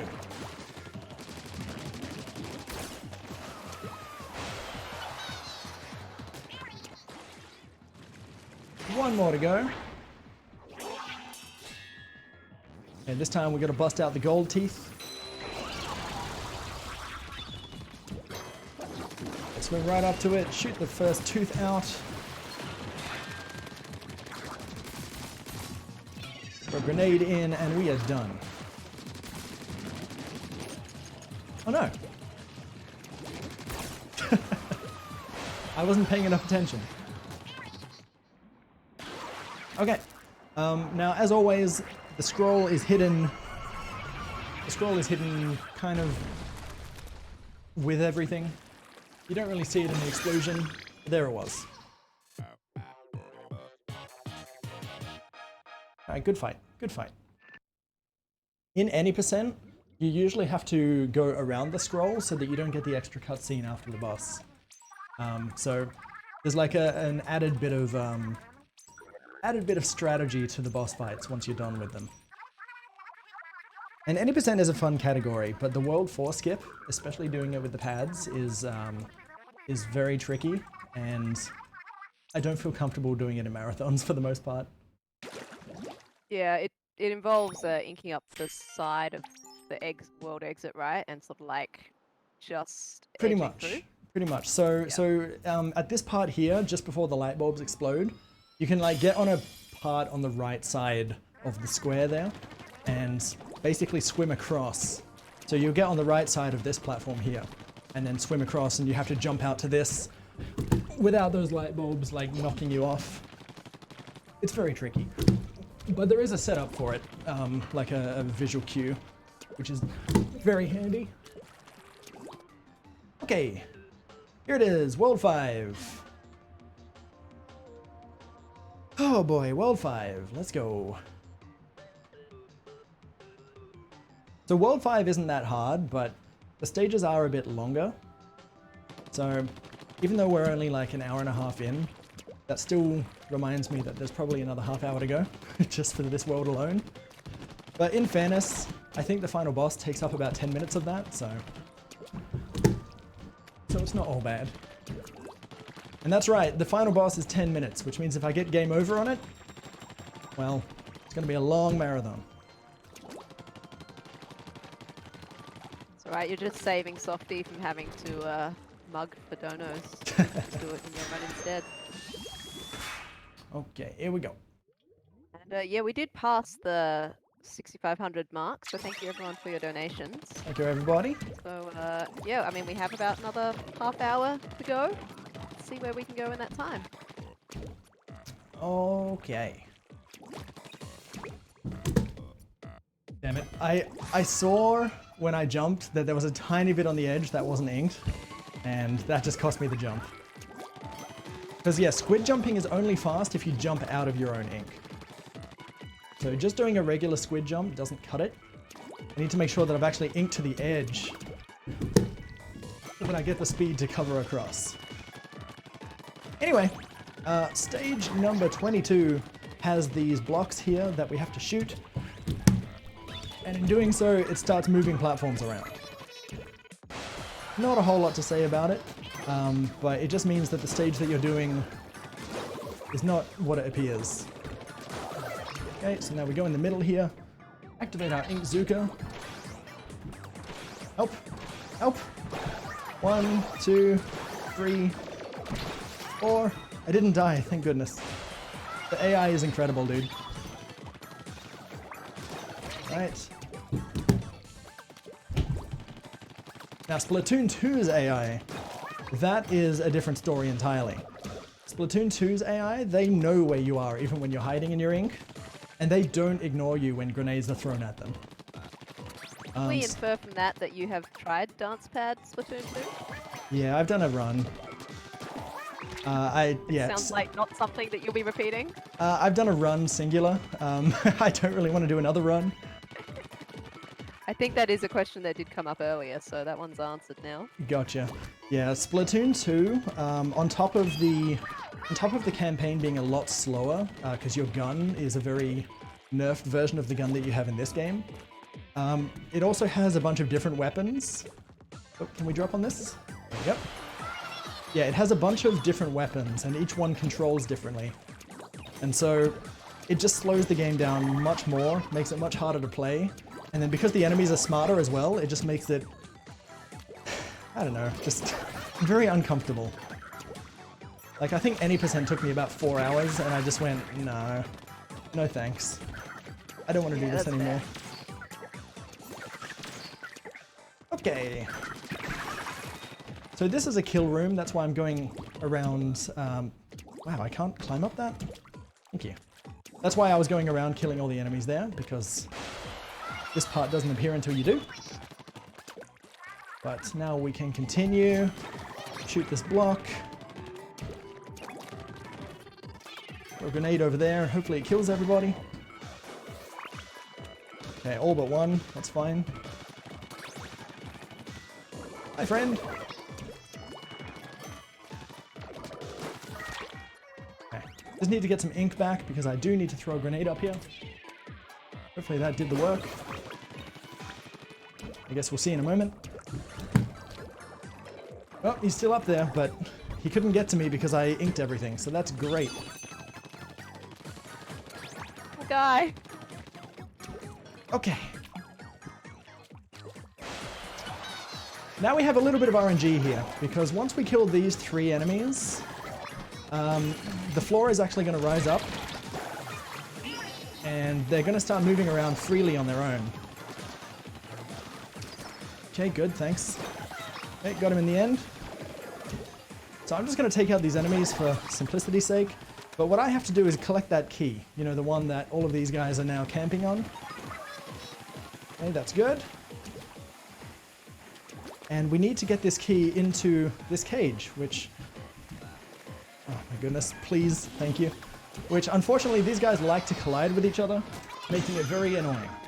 So...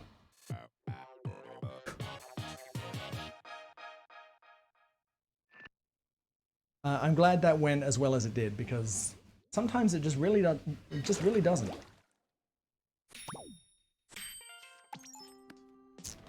Okay. I think I said at the start of this run that there's 25 scrolls, but I'm mistaken. There's 28. The only reason I thought there was 25 is because 25 is the last stage that I do before the final boss. And so that's what I had in my head, but then when I got to stage 20 in World 4 and realized that I still have a whole world to go, I felt the need to correct myself. So. Okay, so I have to hit that ink rail for a later stage. Don't worry chat, it'll all make sense in a moment.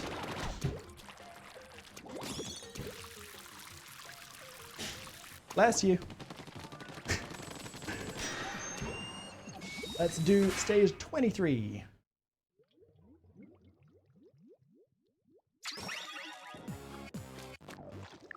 This is our final Ink Striker stage.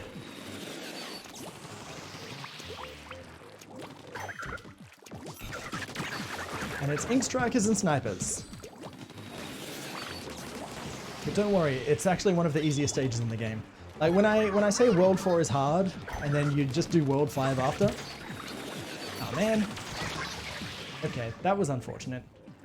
But yeah, when I say World 4 is hard, and then you do World 5 like straight after, I'm talking about stuff like this, where World 5 is just kind of like a walk in the park, where the enemies don't really shoot at you.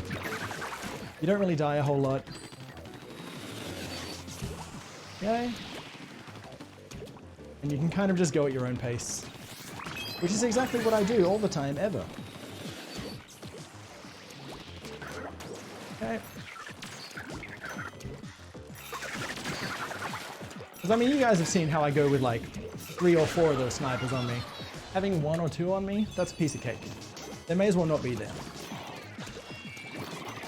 Alright, so now we need to feed this guy his mac and cheese. But he doesn't want his mac and cheese because he is lactose intolerant. And we're going to see what happens to him when we feed him too much. I wish we didn't do that. Nice. Done. Wait, that was stage 27? Whoops. I did the wrong stage. Oh, I did this last time. Okay, I can fix this. I do this like all the time. Okay, so from stage 23 that I thought I was doing, I was supposed to come up here to stage 27, but since that isn't happening now, let's just fix my routing mistake, and we'll go back to this ink rail. And I guess it's a good time to point out that every stage in Splatoon is invisible. So here's this one that I missed. Whoops. I was too focused on the ink rail that I forgot to actually enter the stage. So now we're in stage 23. And 23 is sponges. You saw sponges in World 1, well now this is sponges in World 5. And what ends up happening is that a lot of the floor ends up being sponges. We have to wait for these guys to try body slam us. Okay, I missed that guy somehow. Thank you.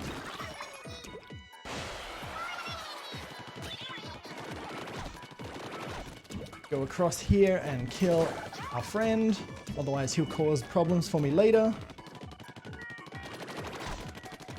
I find it really hard to aim down in Splatoon. I don't know why. It's just one of those things where when I try to do it, especially while I'm in the air, I just end up landing on the thing I'm trying to shoot, and I just never hit it. Okay. Now this stage is pretty straightforward. You run along sponges, you shoot them to make them appear. It even gives you a super weapon so that you can make the floor appear. Hey. Yeah, easy. And it's as simple as that. This stage is actually almost done. Only thing I need to do is this part and then one more part, but all fairly straightforward, thankfully. The general gist of this stage is, if you're fighting an enemy on a sponge, make sure that the enemy attacks the sponge you're not on. Like that, for example. So you bait out their attack by standing on the first sponge, and then you move to the second sponge. Huh! Oh dang, I should have squidded. That's okay, this was a checkpoint right here.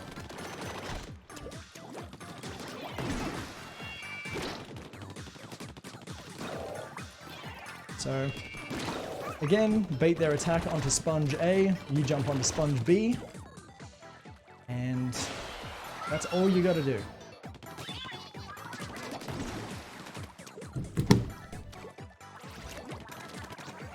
Now I'm getting pretty excited because we're almost done with squid jumps for the day.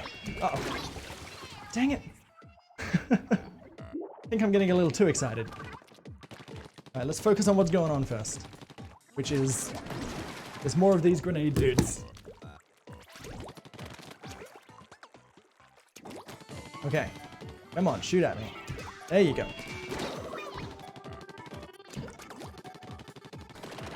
And this part in particular is one of the scarier parts because I need to be on the sponge in order to attack him. And so if I don't kill him before he throws his grenade, I'm pretty much dead. But thankfully we don't need to worry about that, we can keep going. And... perfect. Let's line up the Inkzuka to shoot you. And then, where's the other one? Over there too. Got him. Perfect.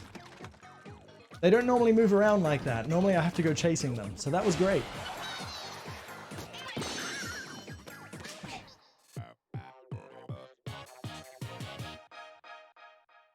Stage 23 is done, stage 27 is done, which means now stage 27 is where it's at. Wait, no, stage 27's done. Yeah. Just, don't mind me, I'm clearly losing it. Okay, so.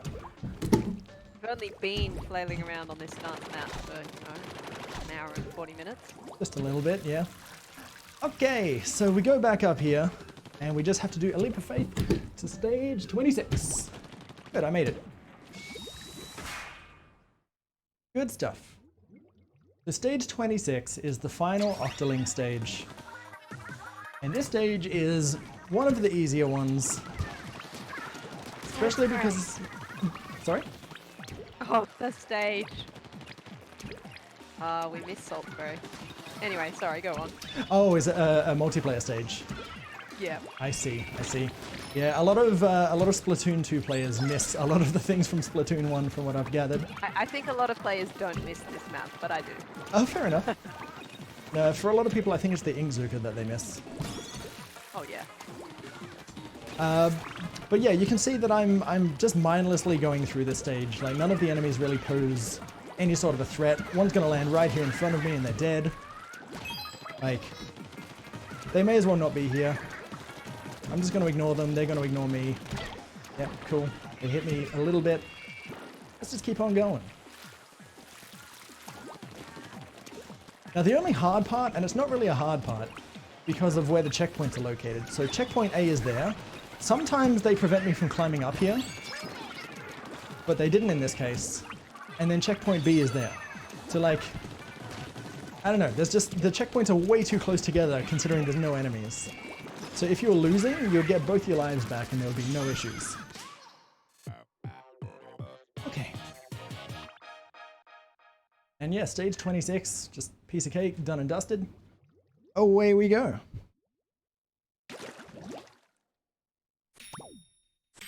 Now that ink rail that I prepared earlier is this one down here so that I can jump from stage 26 and then ride the rail over to stage 24. Okay. And stage 24 is a very cycle-based stage. And you guys have seen how I've been going with my cycles, so I think I'll take a bit of a backseat for it this time and just do a fancy let's play so I don't die a whole bunch. But yeah, it involves a lot of spinning around, a lot of enemies on the same moving paths and whatnot. Oh, and if you don't kill the right enemies, then they all gang up on you and kill you. So I'm going to take this armor for safety. Kill that guy. Okay, rude. Okay.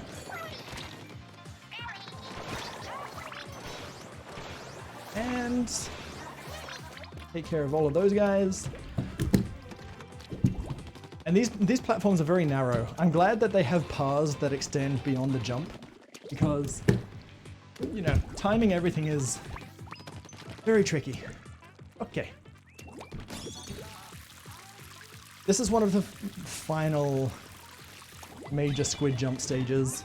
There is one more, so I shouldn't give myself a sigh of relief, but I'm glad that they're almost gone. Because squid jumps suck, man. They suck so much. Okay. So the scroll is hidden over here. So we have to quickly jump and land on that small platform. Break through all these boxes like Crash Bandicoot. And now we have to sneak up here and grab this. And then sneak back.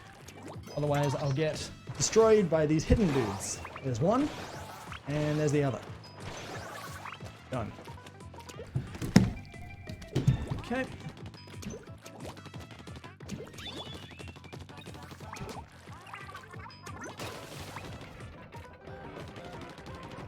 Not long to go, but we're about to have the climb.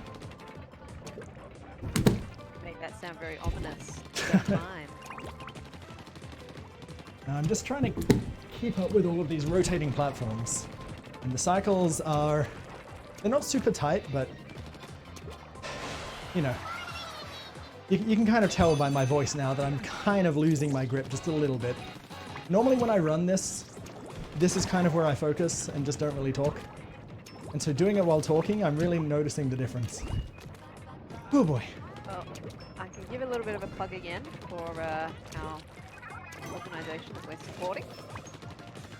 So we're all speedruns. We're a group that does speedrun events raising money for charity. For this event, we're raising money for the Royal Flying Doctor Service, and they provide emergency, medical, and primary health care services to anyone who lives, works, or travels in rural and remote Australia. If you'd like to donate, you can go to donate.ozspeedruns.com. Okay. So, yeah. Well, that went well. We made it. Yeah, nice we job. did. Okay. Okie doke. So let's dismiss that. Now, one thing I haven't done at all, but I'm going to do right now, is because I used the gamepad at the very start of the run, I also take it upon myself to say I'm going to use the touchscreen too, because since I'm forced to use it at some point anyway, I may as well just use it at my discretion whenever. So if you guys don't know, you can actually use the touchscreen to warp to a stage that you've already unlocked. And so I used the touchscreen there to warp to stage 27. so then I can quickly and easily get to stage 25. Okay. Here it is, the final squid jump stage, and it's also the most RNG heavy stage in the game. Kind of fitting that it's the last stage before the final boss. Just really kills your runs when you think you might be on PB pace. And so yeah, we have these flutters, they are back, and we have to follow them around these mazes here. And as things progress onwards, the mazes get bigger, and the flutters get bigger in numbers. And so they start moving around in different patterns every single run. Oh, I guess I lost my squid. Let's go back.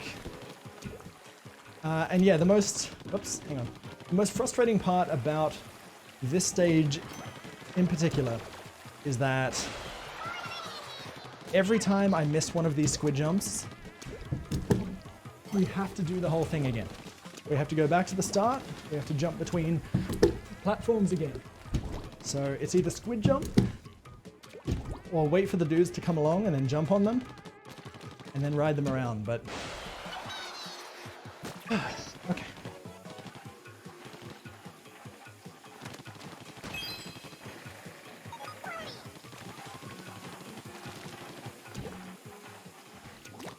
Alright, so there's the scroll. The scroll is hidden in a really annoying location where you have to ignore your squid launcher and then go to one that's underneath the stage behind you. So I mentioned earlier that I can see where all of these guys are on the Wii U gamepad. So I'm going to try and bait this guy into going here and following me. I hope it does. But I've got that guy there. Okay, that's fine too. So now let's go this way. Quickly, before this guy arrives. Okay, thankfully they freak out a bit when they see you. So you can use that to your advantage, like that, to make them stop before they kill you. Oh boy, okay. And we had to go all the way to the end there just to get a key.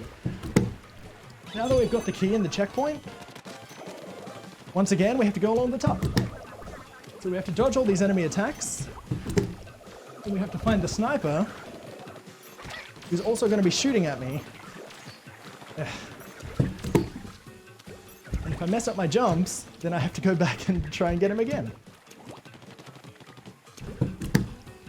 Wait, don't go that way. Don't go that way, I need you. No, dude, no. Oh, no. Okay. I was hoping we could just finish that off right there in the corner, but alas, we couldn't. So now we have to go around again. Dang it.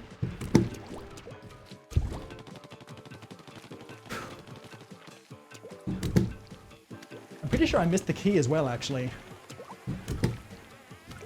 Yeah, there it is. I think he fell off before we went into it. Yep, so now I have to get this guy. He didn't stop. I thought he would, but oh well. Okay, one more jump.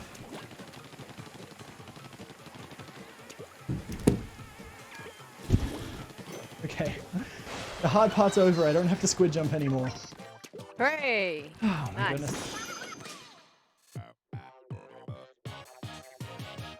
So yeah, the RNG of those guys is a real pain because if the key / sniper are really far away from the exit, or you can't navigate the maze at the bottom, you just lose so much time. And then if you happen to fall down after all of that, then it stacks. It becomes even harder, so. Okay. Here we go, everybody. It's now time for the final boss. Strap yourselves in because this is going to take close to about 10 minutes. Because it's basically a giant auto-scroller, so here we go. Some banging music. Okay, so I did lie, there are still squid jumps in this stage, but there's only 2. The first one is at the very start of the fight, and the second one is about halfway through. So, only 2, but I'm just going to treat it as though there's none.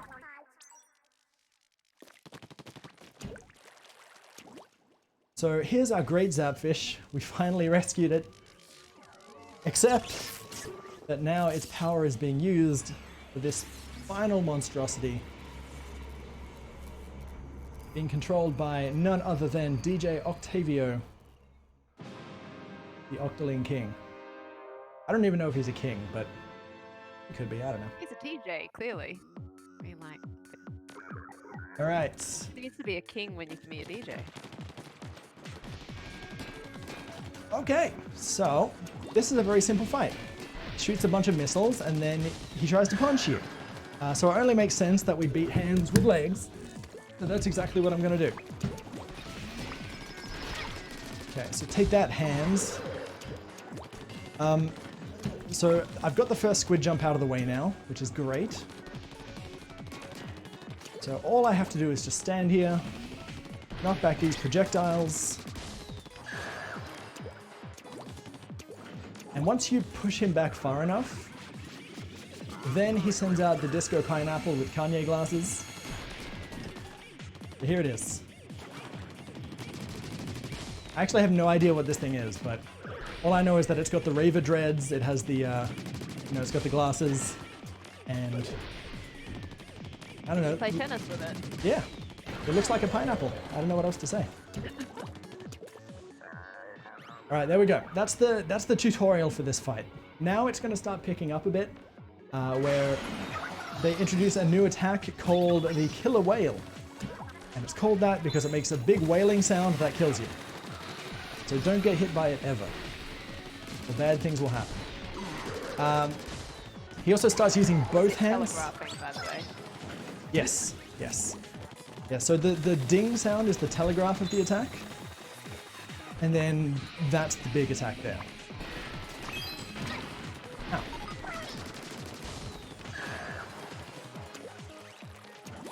Okay.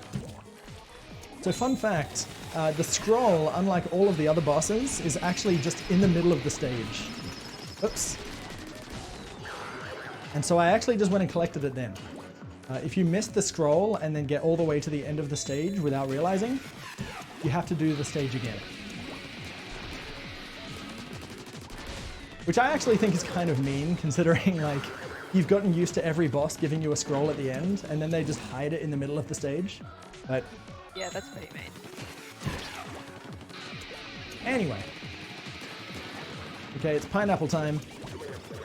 So thankfully they follow the same pattern every time. They will shoot the pineapple, do a killer whale, which we dodge.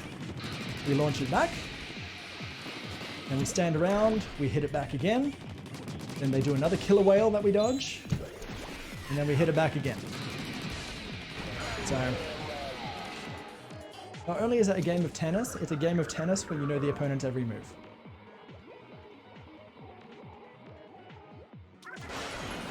On to phase 3 now. And we start getting all the sponges. Another hand coming our way. Almost missed that. That was kind of scary.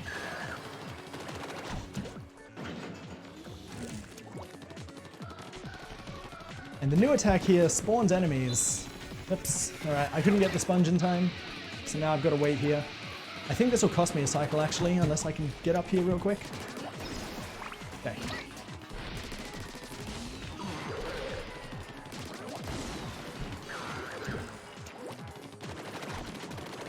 Okay, good.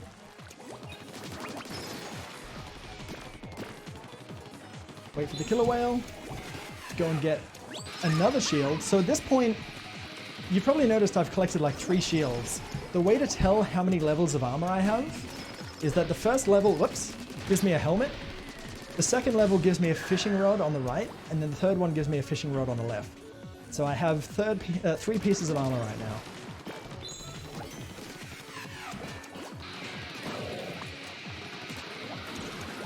People as we get to the end of this run. Get your donos in. I do have $11.55 from Buddy Cart saying, let's go PeekingBoo. Let's go, dude.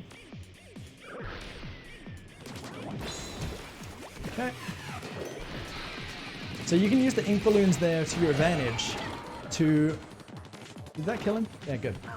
To completely hit the pineapple back in one shot. So that was super beneficial for me, but unfortunately, because of the way I've set this fight up, one of the upcoming phases is going to be desynced from what I'm used to, which is going to make things a bit difficult, but should be okay. Anyway, here is the second squid jump over this gap. Oh man, I'm glad we got over that. Let's keep going. This fight is a lot longer than most boss fights. In Splatoon, it's normally just 3 phases. We've now just entered phase number 4. And we are not showing any signs of slowing down.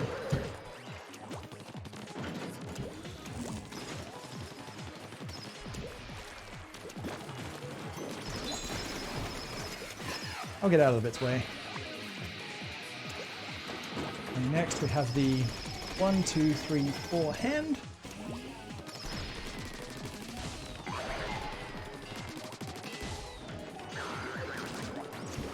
Go up here. Alright, what have you got for me? Good cycle? Nope, no good cycle. That's unfortunate. Actually, unless it's giving me another cycle, so maybe... Oh, cool. Okay, so I think we're good.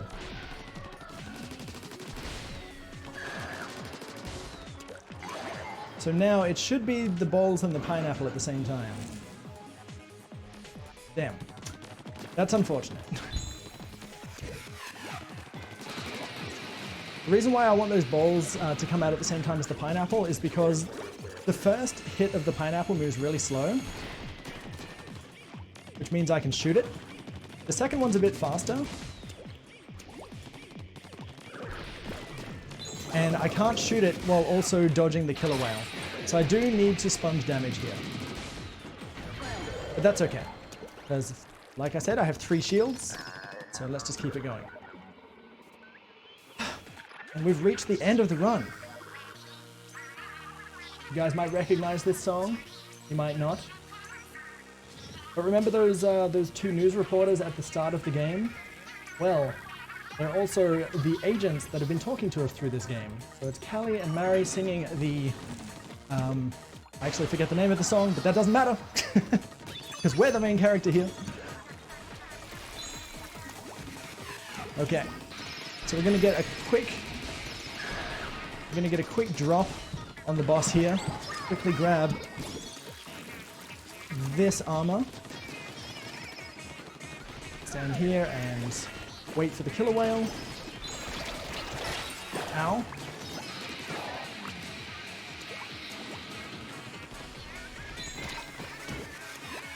Okay, get right up close to this hand. And this hand.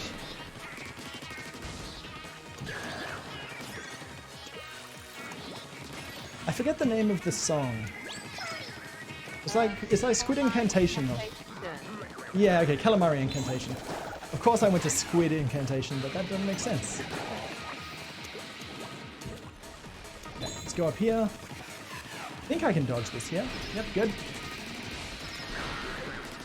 Oh, by the way, we have a big donation. Thank you, Lord Asriel, for your donation.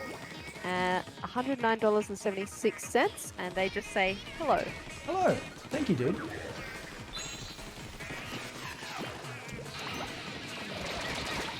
Okay, that was scary. We have about maybe 1 minute left of this run. So if you guys want to get any last second donations in and read, now is the perfect time to do it. And in fact, just another really big one just came in from Upjohn, and Upjohn's been helping out with the event throughout. So thank you for your $327.25. What a great event. Thank you, says Upjohn. Thanks, Upjohn. Where is it? There it has is. just taken us over the $7,000 mark. Okay, time's coming up when I hit this. And time. Oh yeah, I have to hit him. Whoops. I forgot I have to hit him back at the thing. Okay, it's fine. You know. It's good. Couple of seconds. We got this. It wasn't world record. In fact, The time is always off anyway for Yeah, I mean, it must be. It That's says like 2 hours, but I clearly did it in 1:55. Weird. We'll just forget about those 4 minutes. Yeah. Yeah. Yeah. Okay, so yeah, that was Splatoon, All Scrolls. That was amazing. We saved the day. I just woke up and now I feel like I need to go back to sleep. So, yeah. I hope it's not as hot over in Perth as it is over on the eastern states. I don't think so. I think it's actually been pretty good here, but Perth's weather kind of varies from week to week. So we kind of go from heat wave to winter to thunderstorm to whatever. So, but yeah, who knows? Yeah. But yeah, that is Splatoon All Scrolls, and on Quick, the write out fast 2020 in the. I don't even know if it's possible. F. Yeah, that's a F. Okay, we got the F. This is me trying to read out that person's donation earlier when I'm like, how do you spell fast again? Okay. You know what? The A is kind of hard. A. Okay, that was kind of an A. Looks more like a C. S should be fine because I can just go like this. That's a S. Yeah, I've got this. Right, while PeekingBoo's doing this, get your donations in. It's last chance. Well, kind of a leftward T. Let's try again. Okay, there we go. That's a T. All right, we did it. Nice. Okay, there we go. We spelled fast. You know, it was kind of like verkaspt, but we got there. But yeah, thank you guys for watching the run. I hope you all enjoyed the marathon today. But yeah, that's pretty much me done. Do you have any other words to say? You go take over because I'm definitely not the host. Oh, no, I just want to really thank you for sharing that run with us. It was amazing. I think we've all come away with a new appreciation for buttons and joysticks and all that. For sure. At some point, I'm assuming that management will take over for final words. So, Cool. yeah, thank you everyone for all your donations. You can still donate. I will once again link the stuff in the chat. But it's been an awesome, fast event. And yeah, thank you everyone. Cool.